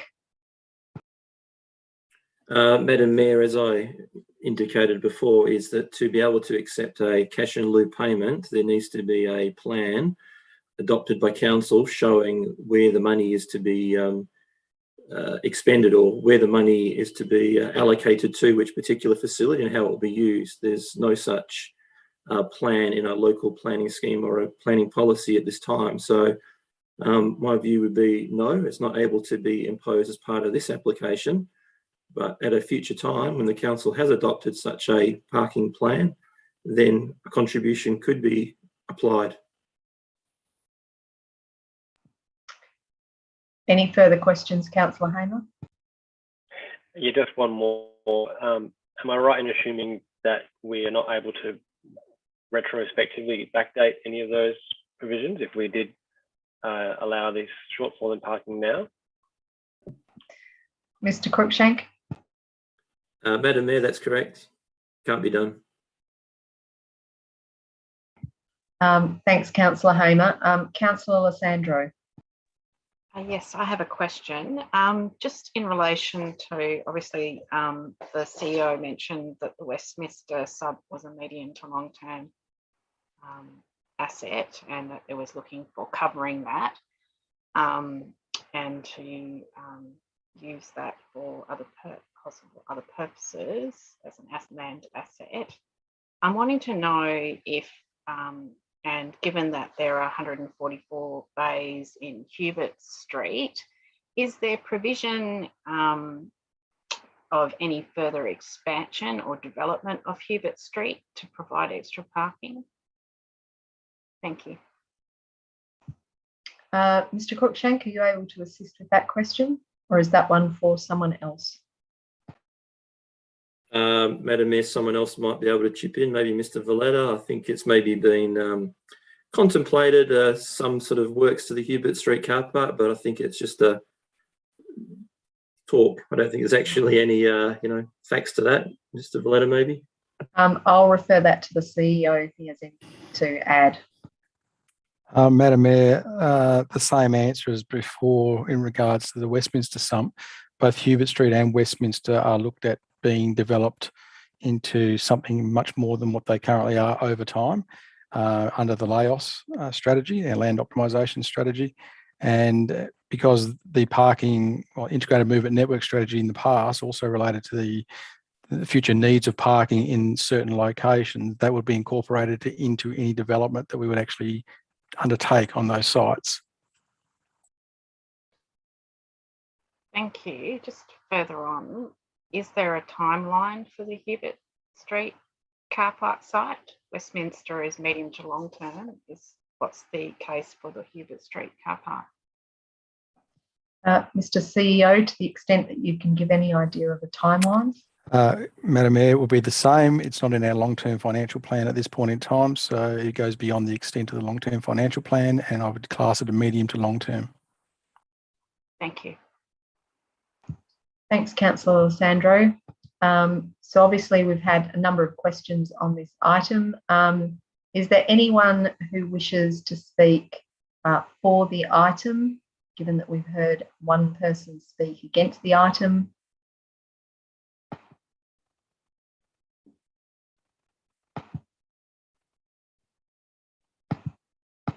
There being no indication of speakers, I'll now put it to the vote. So please all vote.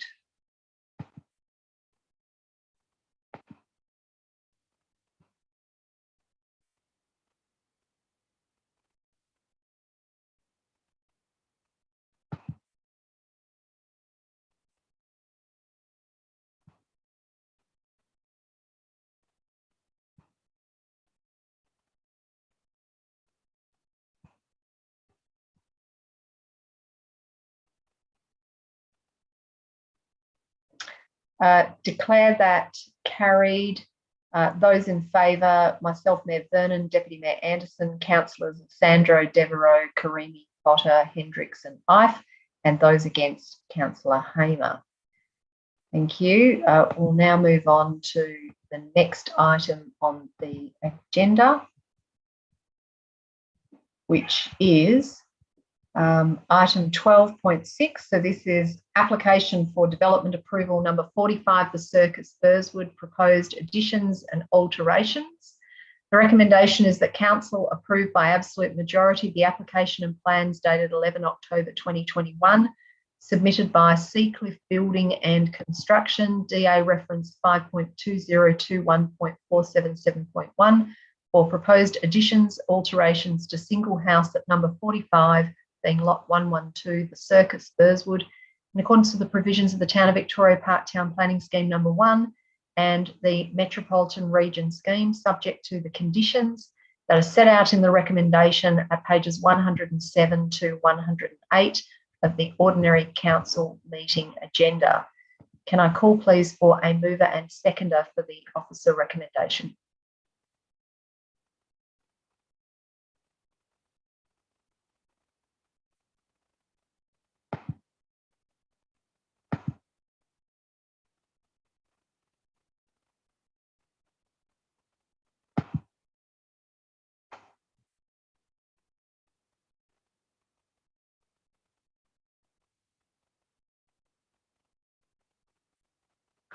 Moved Councillor Karimi, seconded Councillor Hamer. Councillor Karimi, do you wish to be heard? No, thank you. Councillor Hamer, do you wish to be heard? No, thank you, Mayor Vernon. Is there any dissent? There being no dissent, declare that carried unanimously.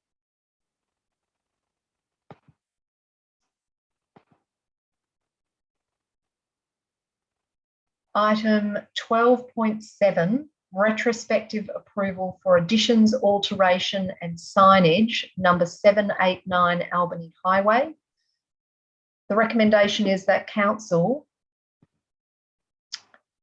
approves the development application submitted by Kevin Rakos Designs, DA reference 5.2021.24.1.1 for retrospective approval for additions, alterations to motor vehicle wash and signs at number 789, being lot 103 Albany Highway, East Victoria Park, as indicated on the plans dated 15 June 2021, in accordance with the provisions of the Town of Victoria Park Town Planning Scheme number 1 and the Metropolitan Region Scheme, subject to the conditions that are set out in the recommendation at page 118 of the Ordinary Council meeting agenda. Can I call please for a mover and a seconder for the recommendation?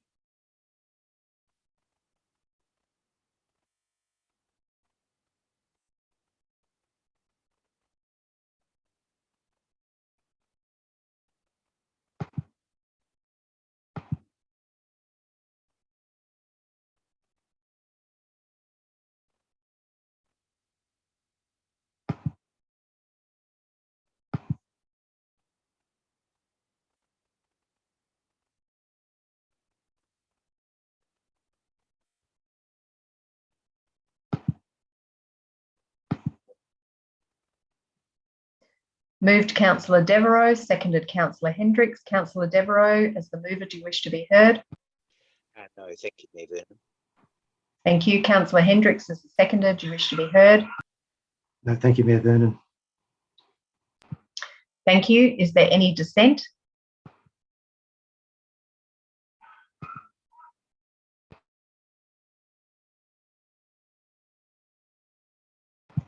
There being no dissent, declare that carried unanimously. Thank you.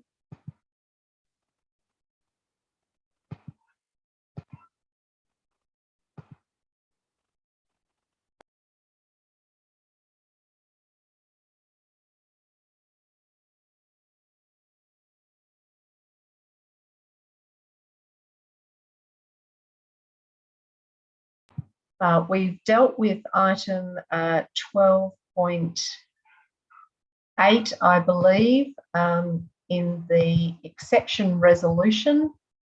That's right, the review of the local planning policy 39. So we now move to item 12.9, which is the Madeira Advisory Group and Access and Inclusion Advisory Group membership and terms of reference. The recommendation for this is contained at pages 136 and 137 of the Ordinary Council meeting agenda.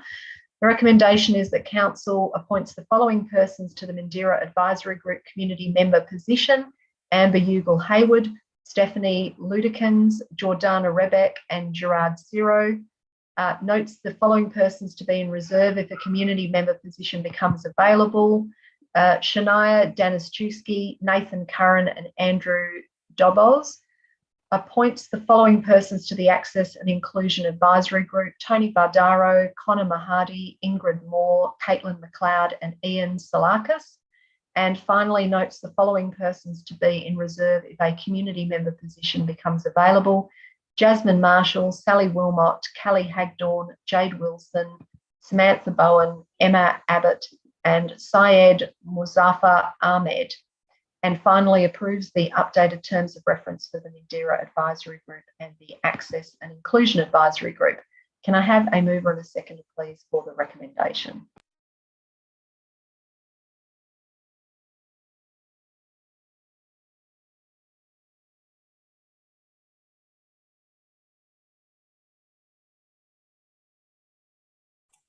Still seeking a mover?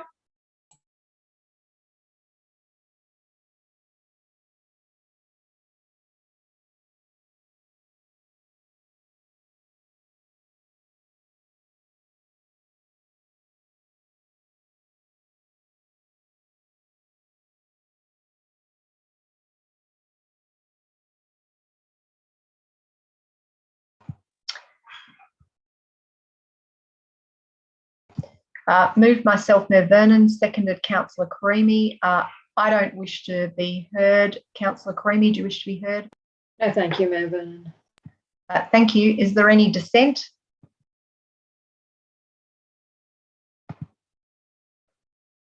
No, there being no dissent, declare that carried unanimously. And can I say now formally thank you to all those members of our community who willingly put their hand up to come on board and assist us with the important work of these advisory groups, and a warm congratulations to all of those members of our community who we have now endorsed to be part of the new working groups going forward for the coming years.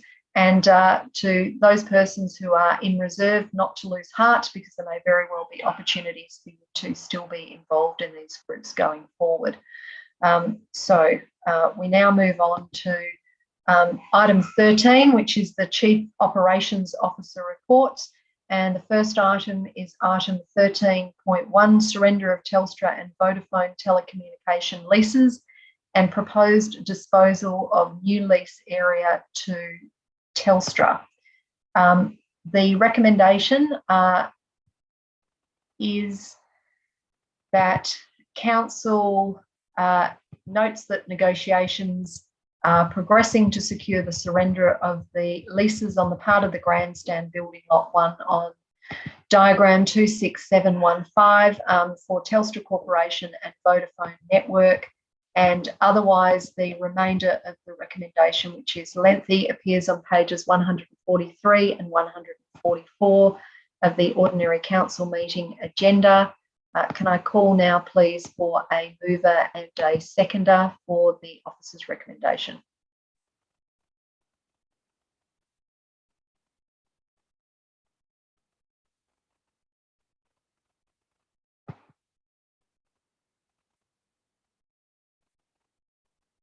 Still seeking a seconder?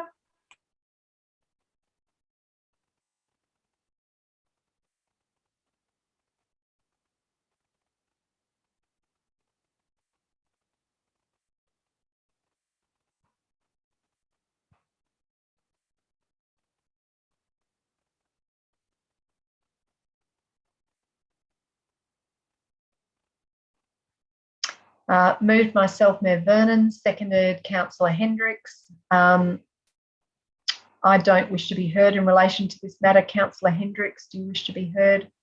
No, thank you, Mayor Vernon. Thank you. Can I ask, is there any dissent?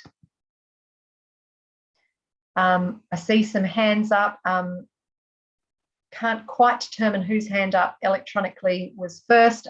So Councillor Potter and then Councillor Losandro. Thank you, Mayor Vernon. It's really just a question because I've got some concerns about the proposed locations of these towers. The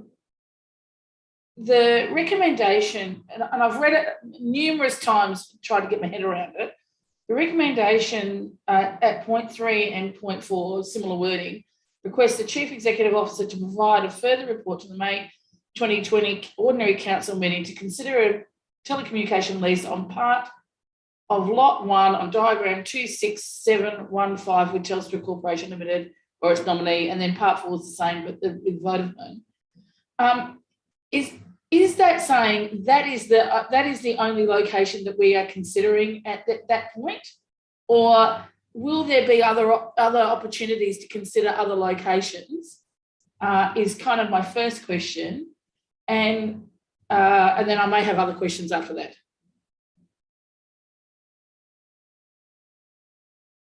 Thanks, Councillor Potter. Well, I think we'll go with your first question. Direct that question to the Chief Operations Officer, Ms. Adams. Thank you, Madam Mayor. As per my earlier answers, other locations were considered, but I will request that you refer these questions to the Manager of Property Development and Leasing, please. Thank you. Mr. Denham. Thank you, Madam Mayor. The recommendations do give some flexibility should an alternative location be identified. Obviously, what the report is doing is it is seeking to narrow the locations, but the recommendation does not fix the council to an absolute position at this stage.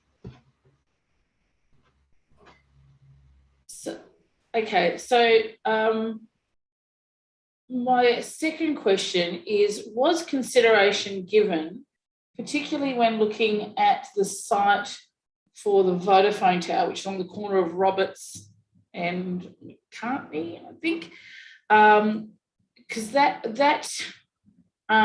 particular site was, when Lath Lane development was put together, it's actually remnant bushland. So to me, that is probably, on that whole block, is the most fragile piece of land that we have. Was there consideration given to that, the fact that that was remnant bushland, or was that not sort of thought of?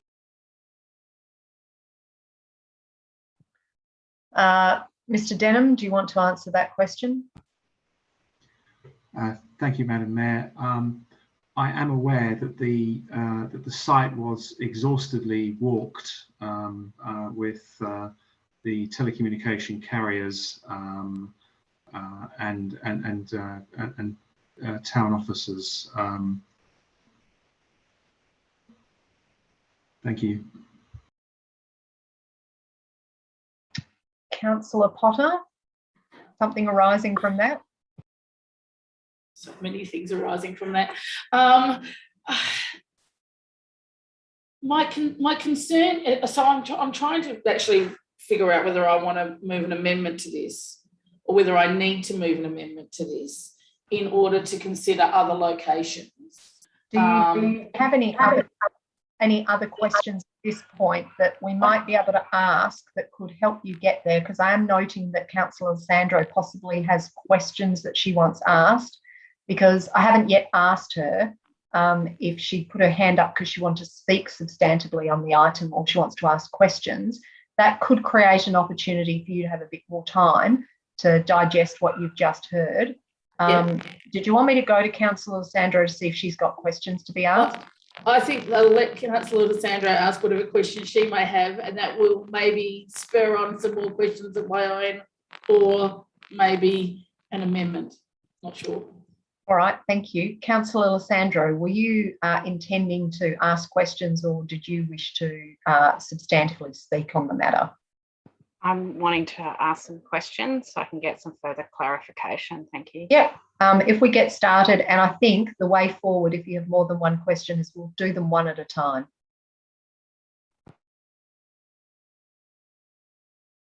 Just bear with me, I need to bring them up. Thank you. All right. My first question is the WAPC the body that will make the final approval for the telecommunications leases if they are located in any part of Lathlane Park? Thank you.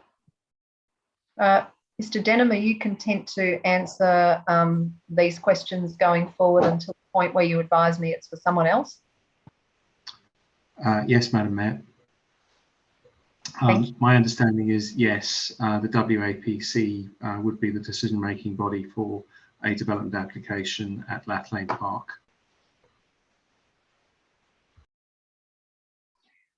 Was there any consideration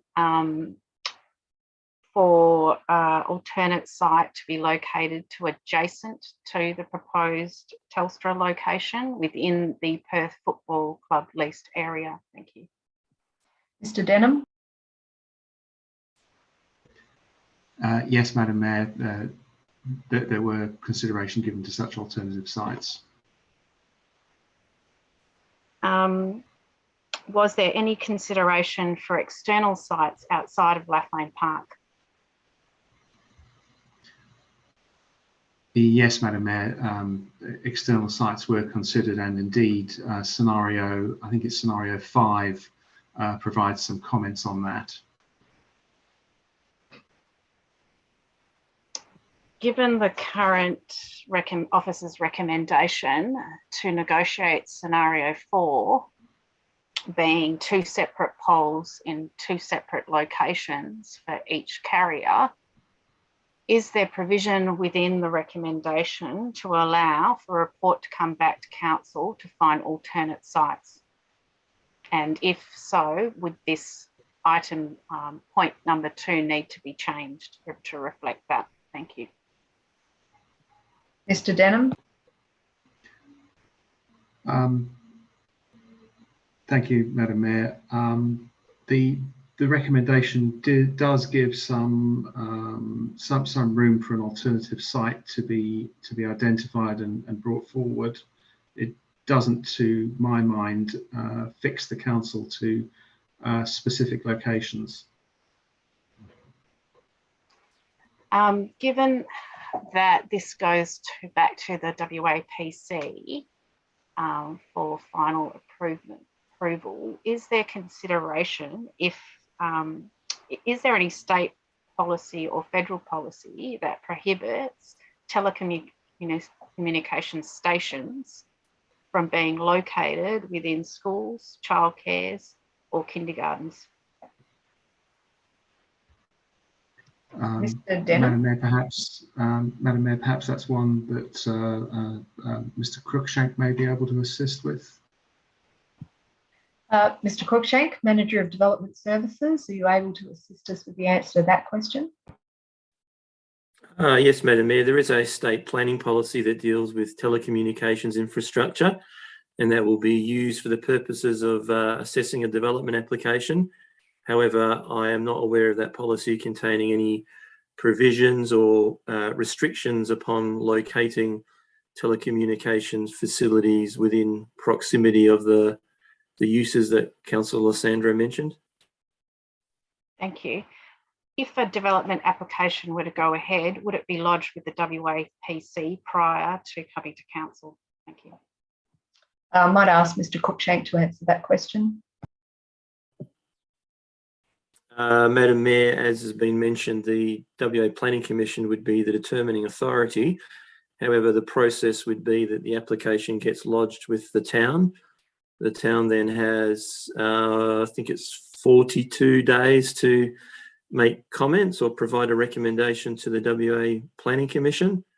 In making that recommendation, there'll be some community consultation involved, and obviously following that, a recommendation is then provided to the Commission. I certainly think, given the nature of this application, it would be a matter that comes to a council meeting for a recommendation to the WA Planning Commission.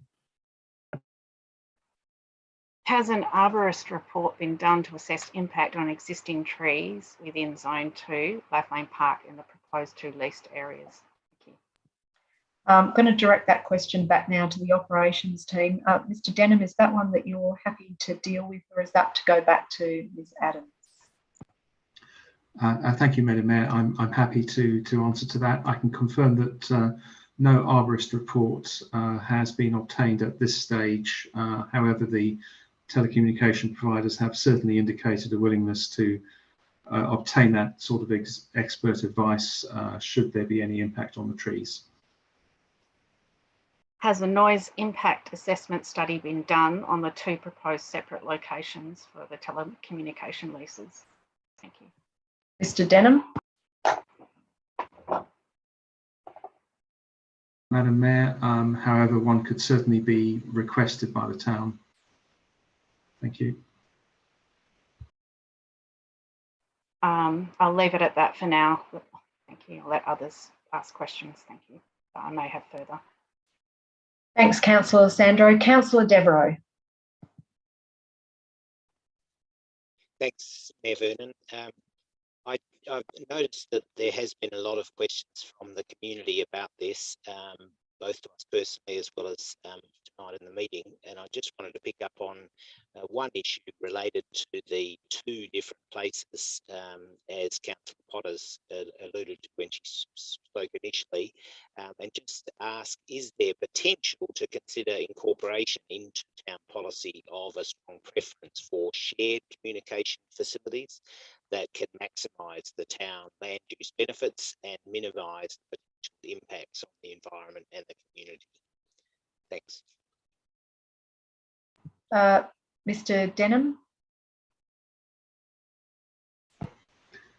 Thank you, Madam Mayor. Yes, the next time the town's leasing policy is up for review, we could certainly look at, the council could certainly look at amending that policy in the way that is proposed. As noted in the report, there is already a planning policy which mitigates in favour of sharing telecommunication infrastructure on one location. Thank you, Madam Mayor. Thank you. Councillor Devereux. Thanks, that's all for now. Cheers. Thank you. Are there any other questions at the moment from elected members? And Councillor Devereux, you've still got your electronic hand raised. Thank you.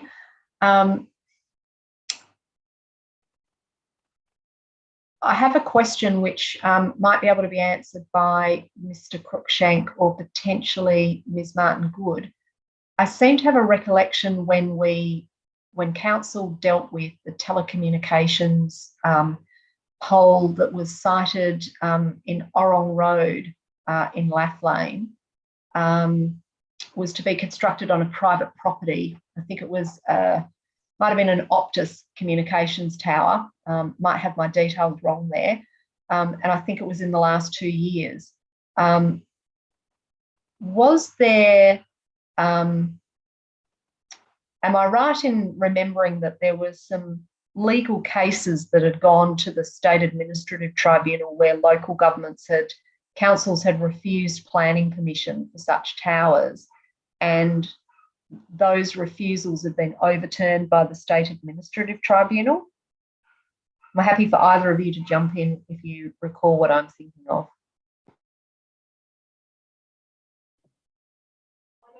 Madam Mayor, yes, that was certainly referenced in that previous report for the development Orong Road. Obviously, there were some concerns from council about that particular proposal, and I guess the report provided some commentary on some other State Administrative Tribunal decisions that, yes, where councils had refused applications, but ultimately the tribunal had upheld the application.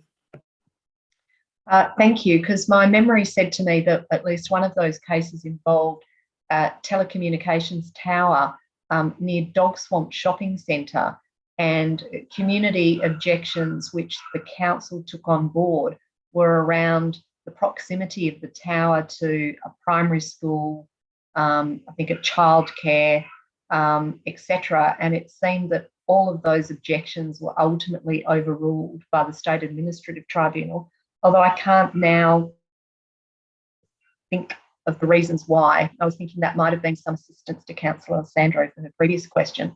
Not sure, Mr Cruikshank, if you recall any of that being the case. No, Madam Mayor, I can't recall the specific details. All I could probably say is that my recollection was ultimately it was concluded that the visual amenity impact of those towers was acceptable, but I can't remember the circumstances or any issues around proximity to schools or other uses. Thank you. Councillor Sandro, you've raised your hand. Do you have some more questions? Yes, I do. Thank you, Mayor Vernon. Additional questions.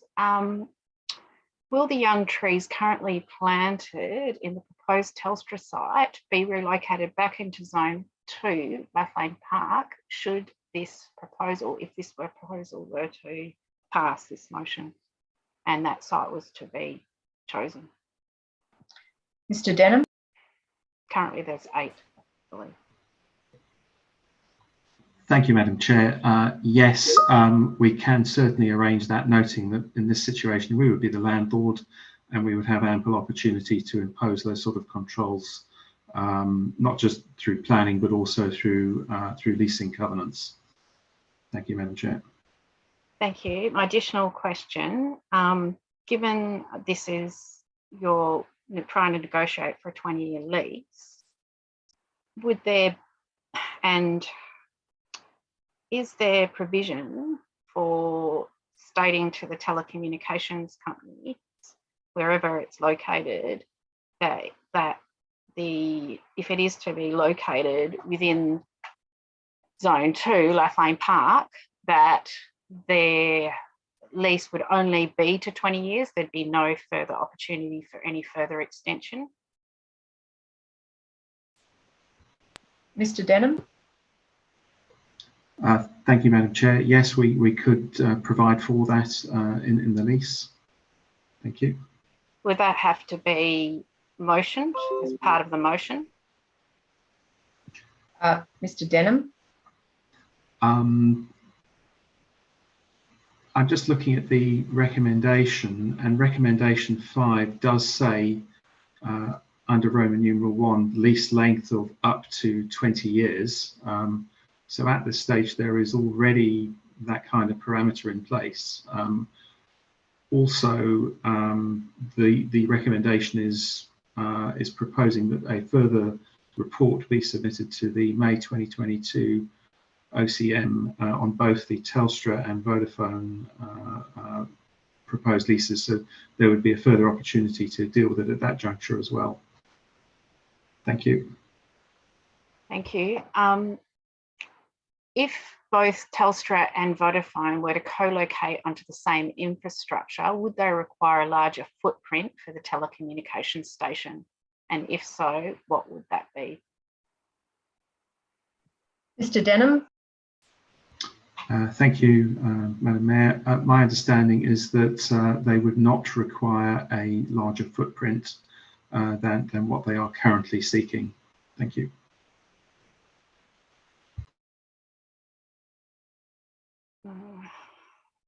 Last question. I note that in the response, the officer stated that to Ms. Coltrana's questions, I think it may have been her questions in relation to there was consideration not to locate it at Lane Place community building because of its proximity to, not a desirable location because of its proximity to children, I guess childcare, along those lines. Is it, and given that there was comment from Mayor Vernon that the WAPC don't take into consideration its proximity to schools, childcares, kindergartens, etc. on planning matters, why was it ruled out that, you know, I guess alternate locations on roofs? Is it mainly because of the height of the poles? Councillor Sandro, before I call on Mr Denham to answer your question, I didn't say that the WA Planning Commission doesn't take into account things like proximity to schools, etc. and the like. I was referring to decisions made by councils for development approval that had resulted in refusals of telecommunications towers. Those weren't decisions made by the WA Planning Commission, those were decisions made by the local council, and they had been taken on appeal to the State Administrative Tribunal by the telcos. That's a different matter to this, where this will be a decision of the WA Planning Commission. So I didn't purport to say that the WA Planning Commission wouldn't have regard to things like proximity to childcare, schools, etc. So long as you understand that, I'm happy for Mr Denham to answer the balance of your question. Yes, thank you. Thank you, Madam Mayor.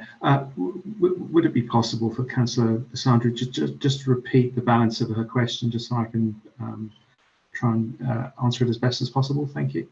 Certainly, Councillor Sandro. I guess what I'm wanting to say that in general planning matters, it would appear that the WAPC do not take into account distances from schools, childcares and kindergartens, and is that the case? Thank you. In that case, I might direct that question to Mr Cruikshank as Manager of Development Services, because I think that's probably more up his alley than it is Mr Denham's. Mr Cruikshank.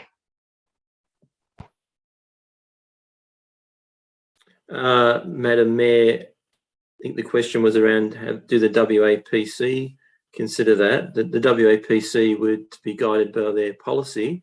As I mentioned before, my understanding is their state planning policy that they apply to telecommunication facilities doesn't specifically make reference to the proximity to such uses. Whether they consider it or not, I'm not able to answer. I'm not aware of any WAPC decisions on telecommunication towers and that being a particular consideration. So I think the question before from the Mayor were around decisions made by the State Administrative Tribunal on maybe applications of that kind.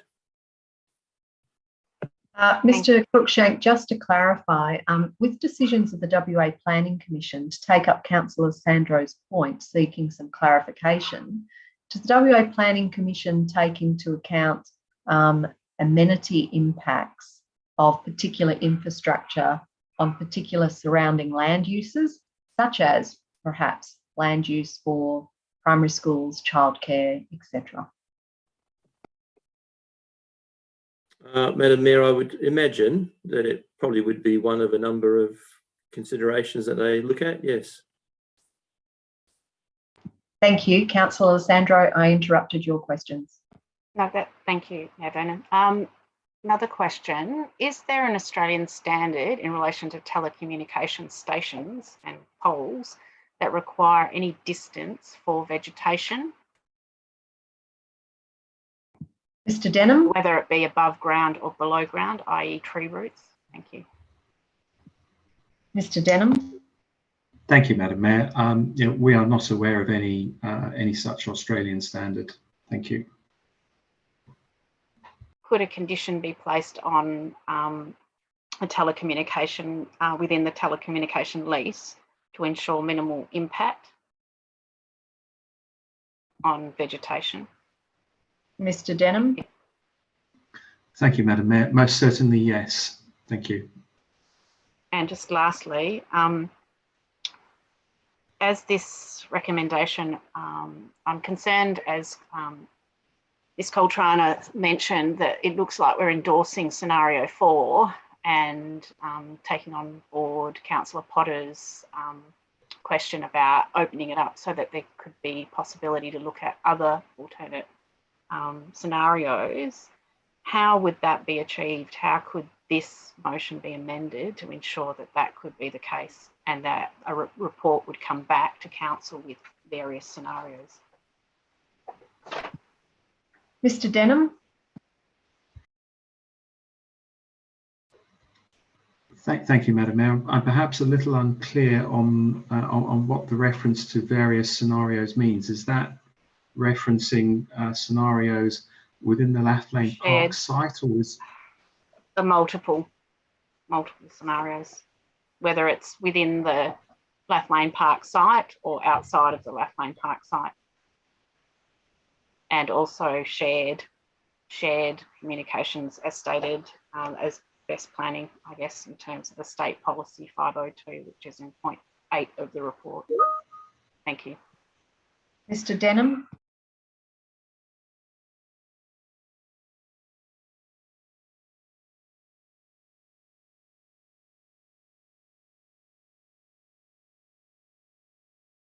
Mr. Denham. My apologies, Madam Mayor, I put myself on mute.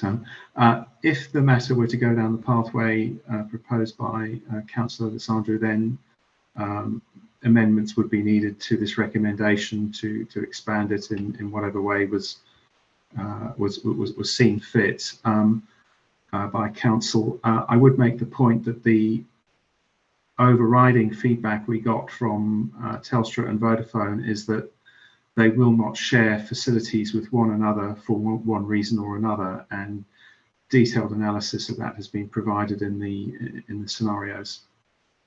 Thank you, Madam Mayor. Thank you. Councillor Potter. Thank you, Mayor Vernon. I'm now ready to move an amendment. I've been typing away crazily and I have sent it through to governance, even though it's from my work email, so hopefully they won't mind that. So I'd like to move an amendment to amend items 3 and 4 as follows. 3, request the Chief Executive Officer to provide a further report to the May 2022 Ordinary Council meeting to consider alternative sites, both on and off Lathlane Park, for telecommunication lease with Telstra Corporation Limited or its nominee, including the site marked on part of Lot 1 on diagram 26715. And 4, request the Chief Executive Officer to provide a further report to the May 2022 Ordinary Council meeting to consider alternative sites both on and off Lathlane Park for telecommunication lease with Vodafone Network Proprietary Limited or its nominee, including the site marked on part of Lot 1 on diagram 26715. Oh, it's there, amazing, miraculously. Do I need a second before I say anything else? I'll shut up now. No, Councillor Potter, if I can get you to outline your reason first, because that will be important in seeking a seconder. Sure. So my reasons for this are, whilst I understand that both telecommunication companies are not prepared to share a poll, I accept that we are looking at scenario 4 in that we were looking for 2 sites for 2 polls. I'm not convinced that the sites that have been marked on Lot 1 of diagram 26715 are the most appropriate sites. Particularly the site marked for Vodafone, which is remnant bushland, which we've been very careful to protect when we did the Lathlane precinct redevelopment. So whilst I'm happy to include both of those sites for reference in a report brought back to council, I would like to see other sites researched and presented that may be more appropriate.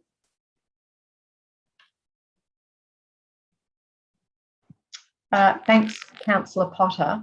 Can I call please for a seconder for Councillor Potter's amendment?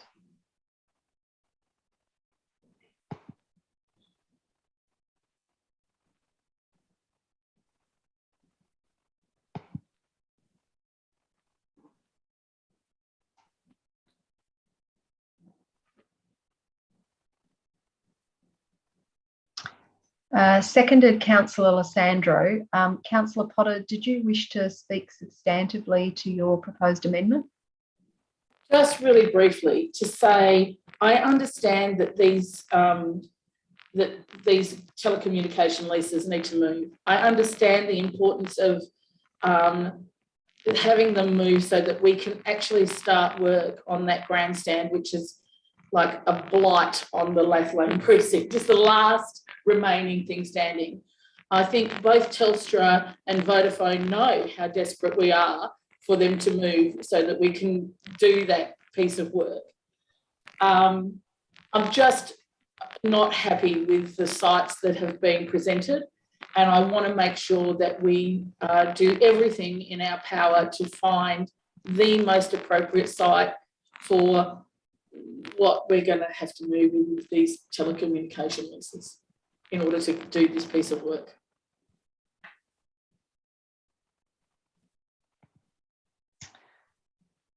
Thanks, Councillor Potter. I'll now invite Councillor Alessandro as the seconder. Do you wish to be heard?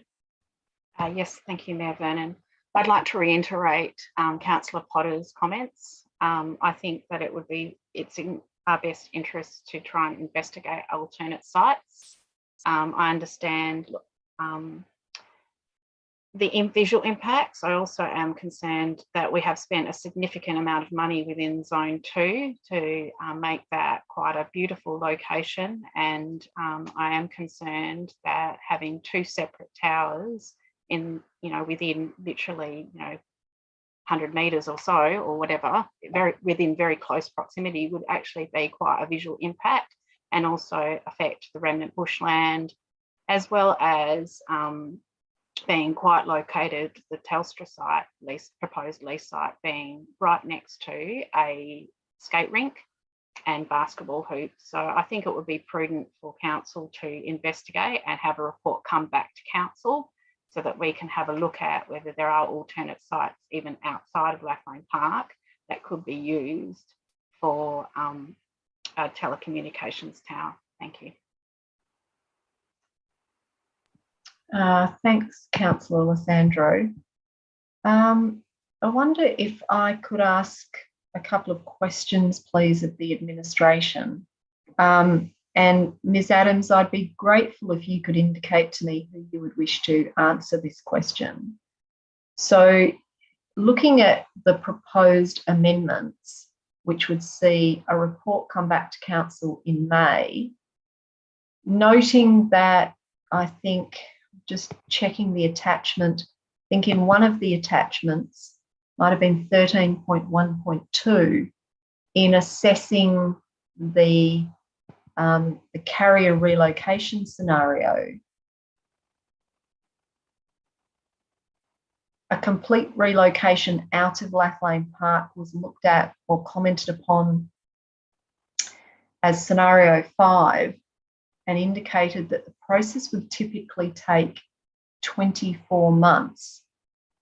And I think that was mentioned in answers to some questions from elected members prior to this meeting.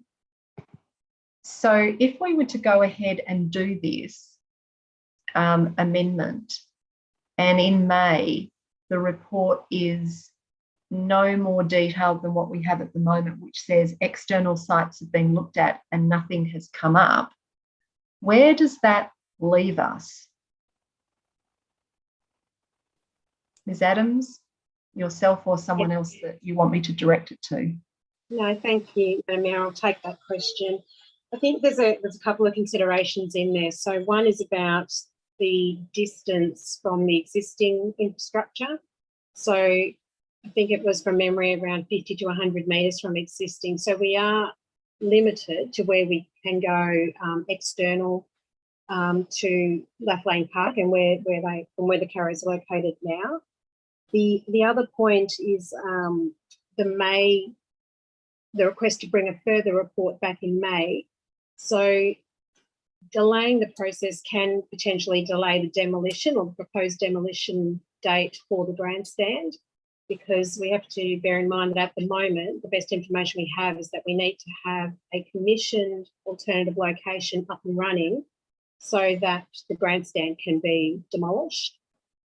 So the point is that the other alternative locations have been reviewed. And I can appreciate from the comments that they're not desirable from both the town's recommendations and that the ones proposed are not desirable to council. So we can certainly provide a report that details those alternative locations and alternative sites. I think May is probably a little bit late based on the current plan for demolition. But yeah, we can do it, and we can address the concerns that have been brought up today, but I'm not sure that it would actually have anything further or substance for you to consider. Thank you. Thank you, Ms. Adams. Can I then ask as a follow-up question, is there an alternative where we bring this matter to a concept forum at the end of February, so in other words, in probably less than 10 days' time, where you can present all the details of all the locations that you have considered for elected members to consider where this could go next? Because if bringing a report to May council meeting wouldn't actually advance the opportunity for elected members to decide this matter, and your point is it could impact on a delay of the demolition of the grandstand for the Zone 1 project, I'm trying to find something that will actually give us a bit more flexibility rather than locking into requiring a report to May council meeting. So is there anything that you can suggest that you think might, I guess, accelerate this process over and above the current amendment which is being proposed by Councillor Potter? Thank you, Madam Mayor. Just give me 1 second. I'm just trying to think of some alternatives. We can certainly bring it to concept forum, but we do note that we did walk that site extensively with Vodafone and Telstra, and they, these were the best sites that they came up with that would still provide the coverage that they needed. There is a bit of apparently a flat spot sometimes in Laflane there. So I suppose the question is more for council, if the additional information and work that's been done behind the scenes is brought forward to a concept forum in February, is that likely to provide some comfort to council for the perhaps potentially March OCM? Look, thank you. I'm probably going to go back to Councillor Potter first and then to Councillor Hamer, because I just want to flag this for all elected members. This is a separate matter. It has now been more than an hour and a half since we had a break. There is an option potentially for suspension of the standing orders rule against speaking twice, so we could have more of a free-flowing conversation. I'm not sure that that's going to necessarily get us too much further. Which is why I want to go to Councillor Potter first, since she raised the amendment. And I don't want anyone to think that my questions were indicating I was against the amendment. I want to actually know if the amendment's going to be workable and get us what we want to get to, because putting it off to May and then finding out we're no further forward could be counterproductive. So if everyone could give a thought to whether or not they think this is an opportune moment for a break after we've heard from Councillor Potter, and everyone might be able to think about this. Or alternatively, if people just want to keep pressing on, be ready to answer that question when I ask it of you shortly, and I'll just be asking you to do your electronic thumbs up. So Councillor Potter, questions from you? Yeah, thank you, Mevan, and I probably would like to take all those other options that you just gave. My question is around my question is about the report to the May council meeting. The reason that I put that in the amendment was because the original report at items 3 and 4 were to the May council meeting. And when I asked the question about whether this was the only site that was an option or whether we could look at other sites, it was kind of indicated that we could look at other sites and that might be the time that that would happen. So, which is why I tried to formulate that into that amendment. Happy to change that to a concept forum if that's what need be. But I guess my question is, was it considered that these would be the two sites and that what would the May report then be about? That was the existing report. Yeah. Thanks, Councillor Potter. I can say, as I read the officer's recommendation, the bringing of it back to council in May was so that we would approve the leases to each of the telcos, which means the site of their polls would have been determined, like as in fixed. So bringing back a report about alternate sites would mean we wouldn't potentially be in a position to grant the leases at that time. But Ms Adams, is that right? Yes, Madam Mayor, that's correct. So, and just looking at that wording, it is, if there is a requirement to do a concept forum for a better understanding, we would still be looking to have items 3 and 4 of the recommendation stand in that, the end decision on that is made by May 2022. Thank you. Anything further, Councillor Potter? Not at this time. I think I'd like to suspend standing orders. Yeah, I understand that. Can I just ask Councillor Hamer, did you have some questions on this item? Because then I really want to quickly poll elected members about taking a break and then potentially looking at suspending the standing orders, because we do have, I want to be able to formulate some options out of our conversation. So Councillor Hamer, did you have some questions for the staff to answer? I did actually. The endeavour to look for alternative locations, is that likely to be fruitful, being that that's already been undertaken and walked at length, and are we just going to be wasting time? And are we sure there's no possibility of the one poll option? I mean, it seems silly that Telstra and Vodafone share polls in many other locations. Is this just they know they've got us over a barrel, or is this something that happens often? Thanks. Both those questions, I'll refer them to Ms Adams. Thank you, Madam Mayor. So just speaking to that last point, the co-location was, definitely discussed and was the first port of call, but they were just in the end adamant that they would not share a poll, essentially. So because they haven't, we've had to bring it to council. It certainly would have made it a lot simpler if they weren't.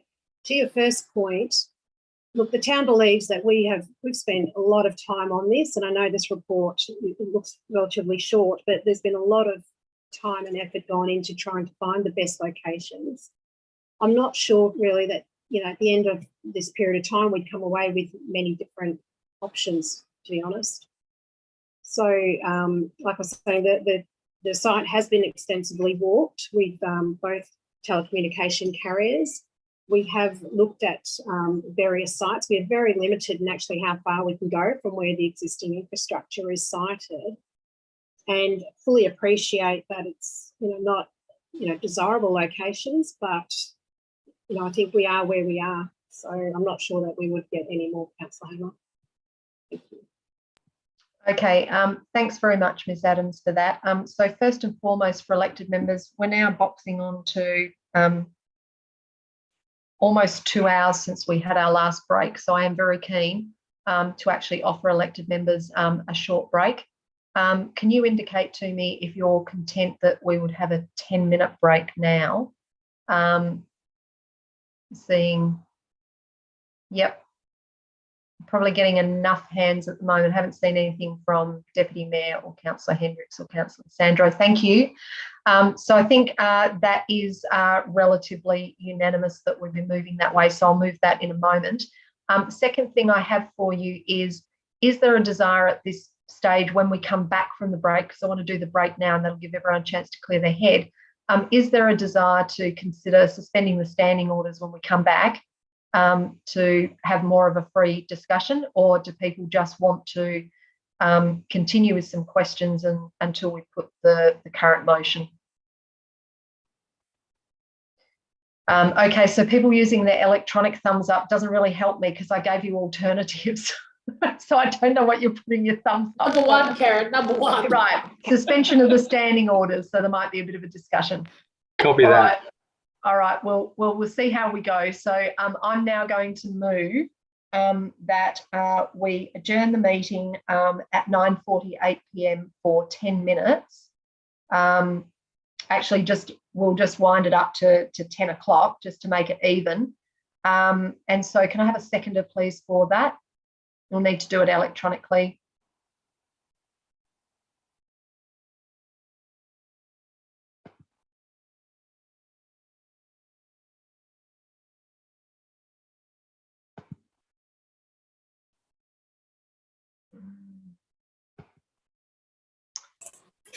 Sorry, we're having technical difficulties. Is it possible to do it verbally? Yep, we can definitely do it the old-fashioned way. Thank you. Seconded, Councillor Karimi. Is there any dissent? There being no dissent, declare that carried unanimously. Thank you. So it's 9:48 p.m. We're now adjourned until 10 p.m. Please turn off your microphones, stop your videos, and we'll see you soon. Thanks.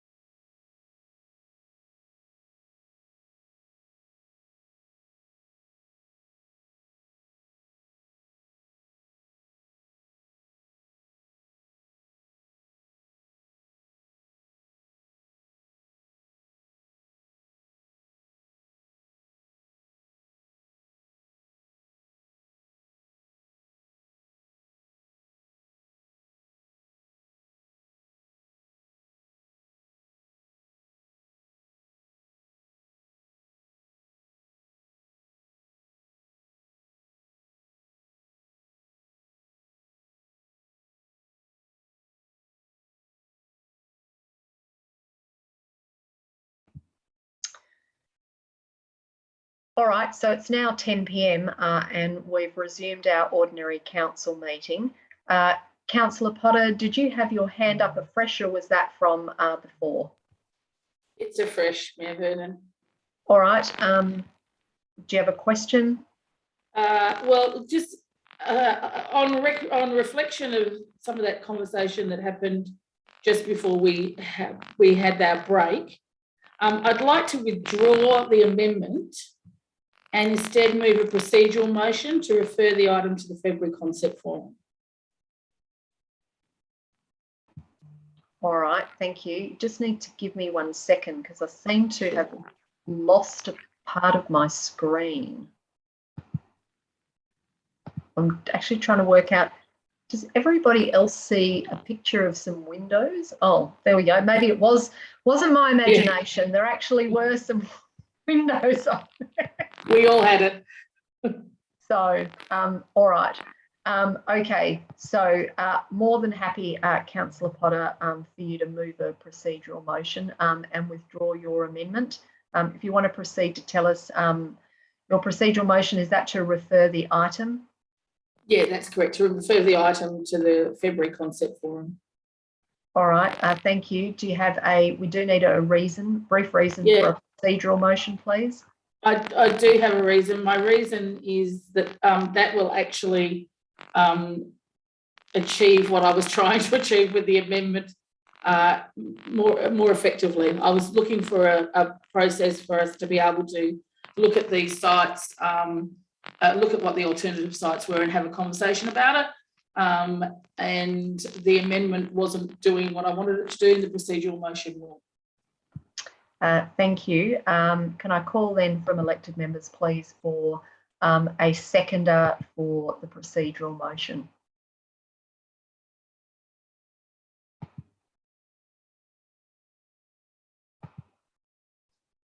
I wish to second.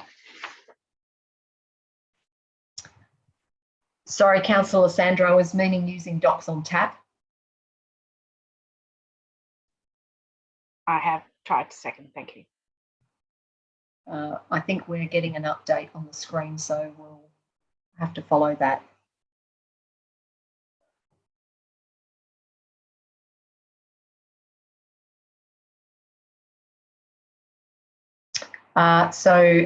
Moved Councillor Potter, seconded Councillor Lysandro. Is there any dissent from elected members? No, there being no dissent, declare that carried unanimously. Thank you. Thanks everyone for your patience and listening and your contributions to that matter. So hopefully going forward that will give us some more options for what we will do next. Now move on our agenda to the next item, noting that items 13.2, 13.3, 13.4, 13.5, 13.6 have all been adopted by exception resolution.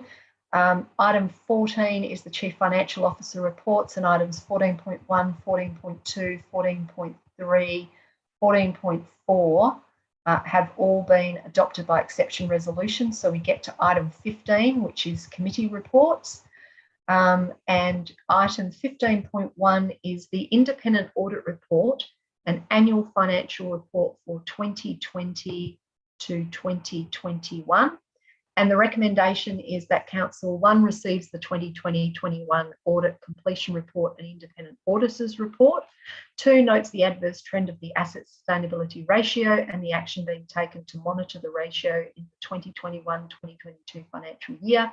3 notes the non-compliance matter of the super user access accounts and the action being taken to address the matter. 4 accepts the annual report 2020 to 2021 and the annual financial statements for 2020 to 2021 financial year as attached. And 5 holds the annual general electors meeting on Tuesday, 29 March 2022, commencing at 6 p.m. in the council chamber, 99 Shepparton Road, Victoria Park, for the purpose of consideration of the annual report and other general business. Seek a mover and a seconder, please, for the officer's recommendation.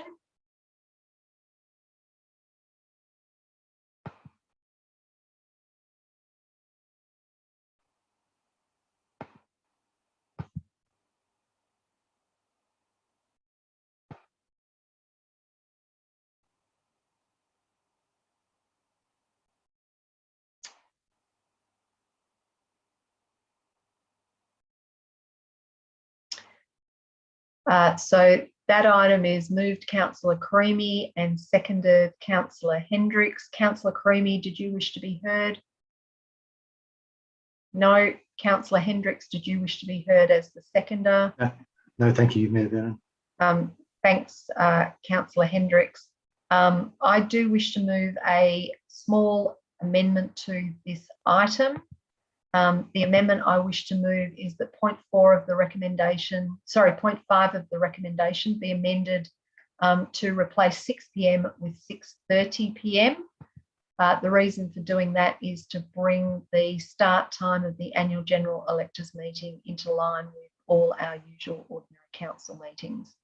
Could I have a seconder, please, for that proposed amendment?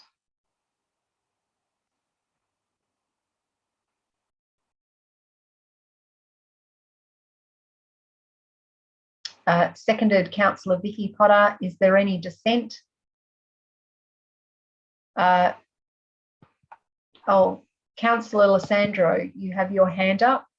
Do you have a matter with this, a problem with the amendment or something else?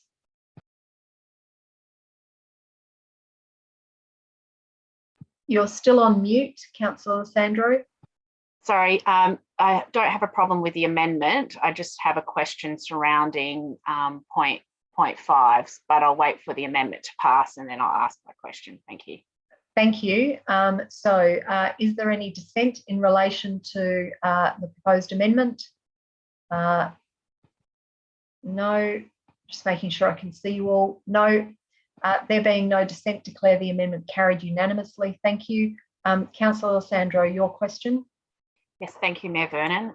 Just in relation to point 5, and given the current situation with COVID, is there provision for, if the meeting were to be required, is there provision for any potential for the annual electors meeting to be held online? And if so, subsequent question is, would there be provision for the public to be able to participate, to ask questions and move motions within the annual electors meeting online? Thank you. Direct that question to the Manager of Governance and Strategy, Ms. Bojanovic. Through the chair, I am not aware of a provision for that meeting to be held online. It can only be held online when the minister allows for that meeting to be held online, like what he actually did last year. So at this stage, we are planning to hold the meeting at the town. If anything changes or if we get any new information regarding this meeting being able to be held online, we will inform elected members and the community, and we will look into different options to potentially allow the community to be able to participate online. Thank you. I should also say, Councillor Alessandro, that it stands to reason that if we were in a position to hold an annual meeting of electors online, but we could not secure an opportunity for those electors to participate in the meeting by voting and putting up motions, then we wouldn't be holding an annual meeting of electors, because the Act makes clear that the annual meeting of electors is the opportunity for electors to move their motions. So if we couldn't give them such an opportunity, we wouldn't actually be able to hold the meeting at all. So we would have to do that. But as Ms. Bojanovic says, at this point, it doesn't appear like that option is in the legislation. So we'll have to investigate that further. Can I ask just further to the officer's comments? If that's the case, is there any provision within the powers of the minister to allow a individual council to allow for an online meeting of annual electors, and would that have to be a motion presented to council to ask whether there'd be consideration for that. Ms. Branovich. To the chair, I am not aware of such provisions. Thank you. Thank you. Councillor Ive. Thank you, Mayor Vernon. I'm just a little concerned that point 5 locks us into the venue of council chambers. Thinking again about COVID restrictions, if there is a more appropriate venue that is perhaps outdoors or have better ventilation or is much larger, that may be a safer option for us to use, does passing this item, including point 5 of these words, reduce the chances of us being able to do it in a more safe venue? Ms. Branovich. To the chair, when we advertise the meeting, we can change the location of the meeting in the public advertisement if we decide to hold the meeting in a different location. So it's not going to be an issue to change it if we decide to do it in a different place. Thank you. Thanks, Councillor Ive. I should also say that the idea about an alternative location is a difficult one, as we discovered when we tried to explore a different location last year for a special meeting of electors where a lot of people were expected, and we thought that the town's function room wouldn't be big enough. So if you're talking about an annual meeting of electors being in a different location to allow for either more people to attend or greater physical distancing, we may encounter exactly the same types of difficulties ascertaining such a location within town, noting we need to have recording abilities, etc., for that. But yeah, we've got some time up our sleeves potentially to work on that. Councillor Alessandro, you had your hand up before, but it's down now. No, thank you, Mayor Vernon. No, you've addressed it through your comments. Thank you very much. All right, thank you. So I'll ask now, is there any dissent to the recommendation as amended?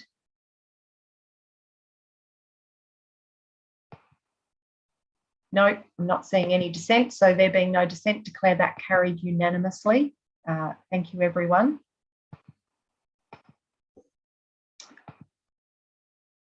We now move on to items 15.2, 15.3, 15.4 have all been adopted by exception resolution, which now brings us to item 16 on the agenda, which is applications for leave of absence.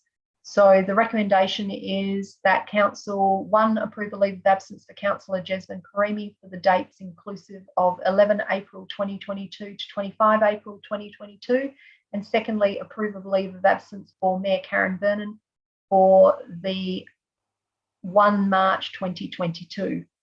Can I have a mover and a seconder, please, for that recommendation?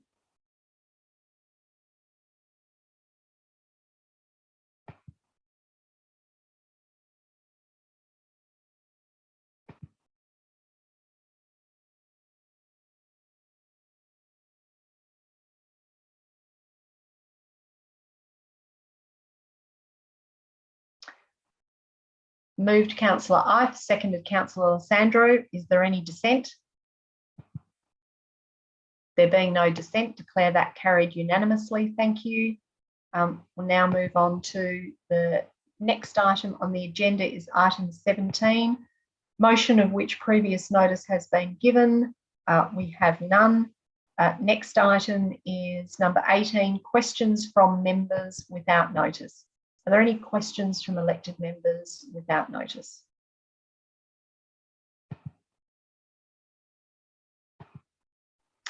Councillor Alessandro.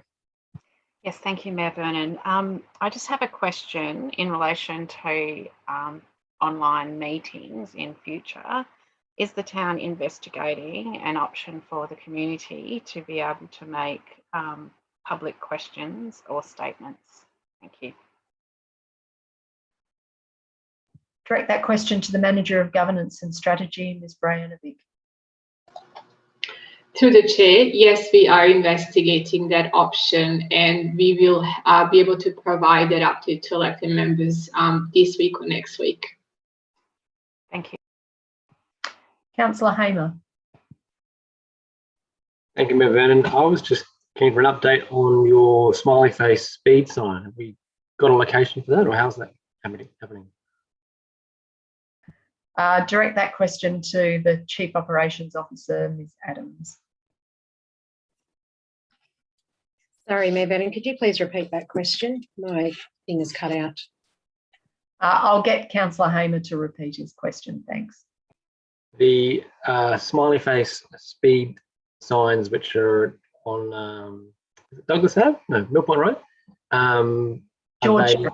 George Street, sorry. Where will they be, and how long till we see them in town? I think you might be slightly a step ahead of us there, Councillor Hamer. Like Ms Adams to actually say if this is something the town is contemplating, and is there any update on how it's progressing? Ms Adams. Thank you, Mayor. So through the chair, that we've been following that up since that was last asked at an earlier council meeting. So our understanding is that's actually a trial with Main Roads that the City of Perth are doing. So we're looking to see if we can also do a trial as well. So we haven't got a firm date yet on that, or any fixed locations for that. The reason for my question is I saw a line item in some of the budget notes of $6,000 for a speed sign. I assumed that was related to that or something else.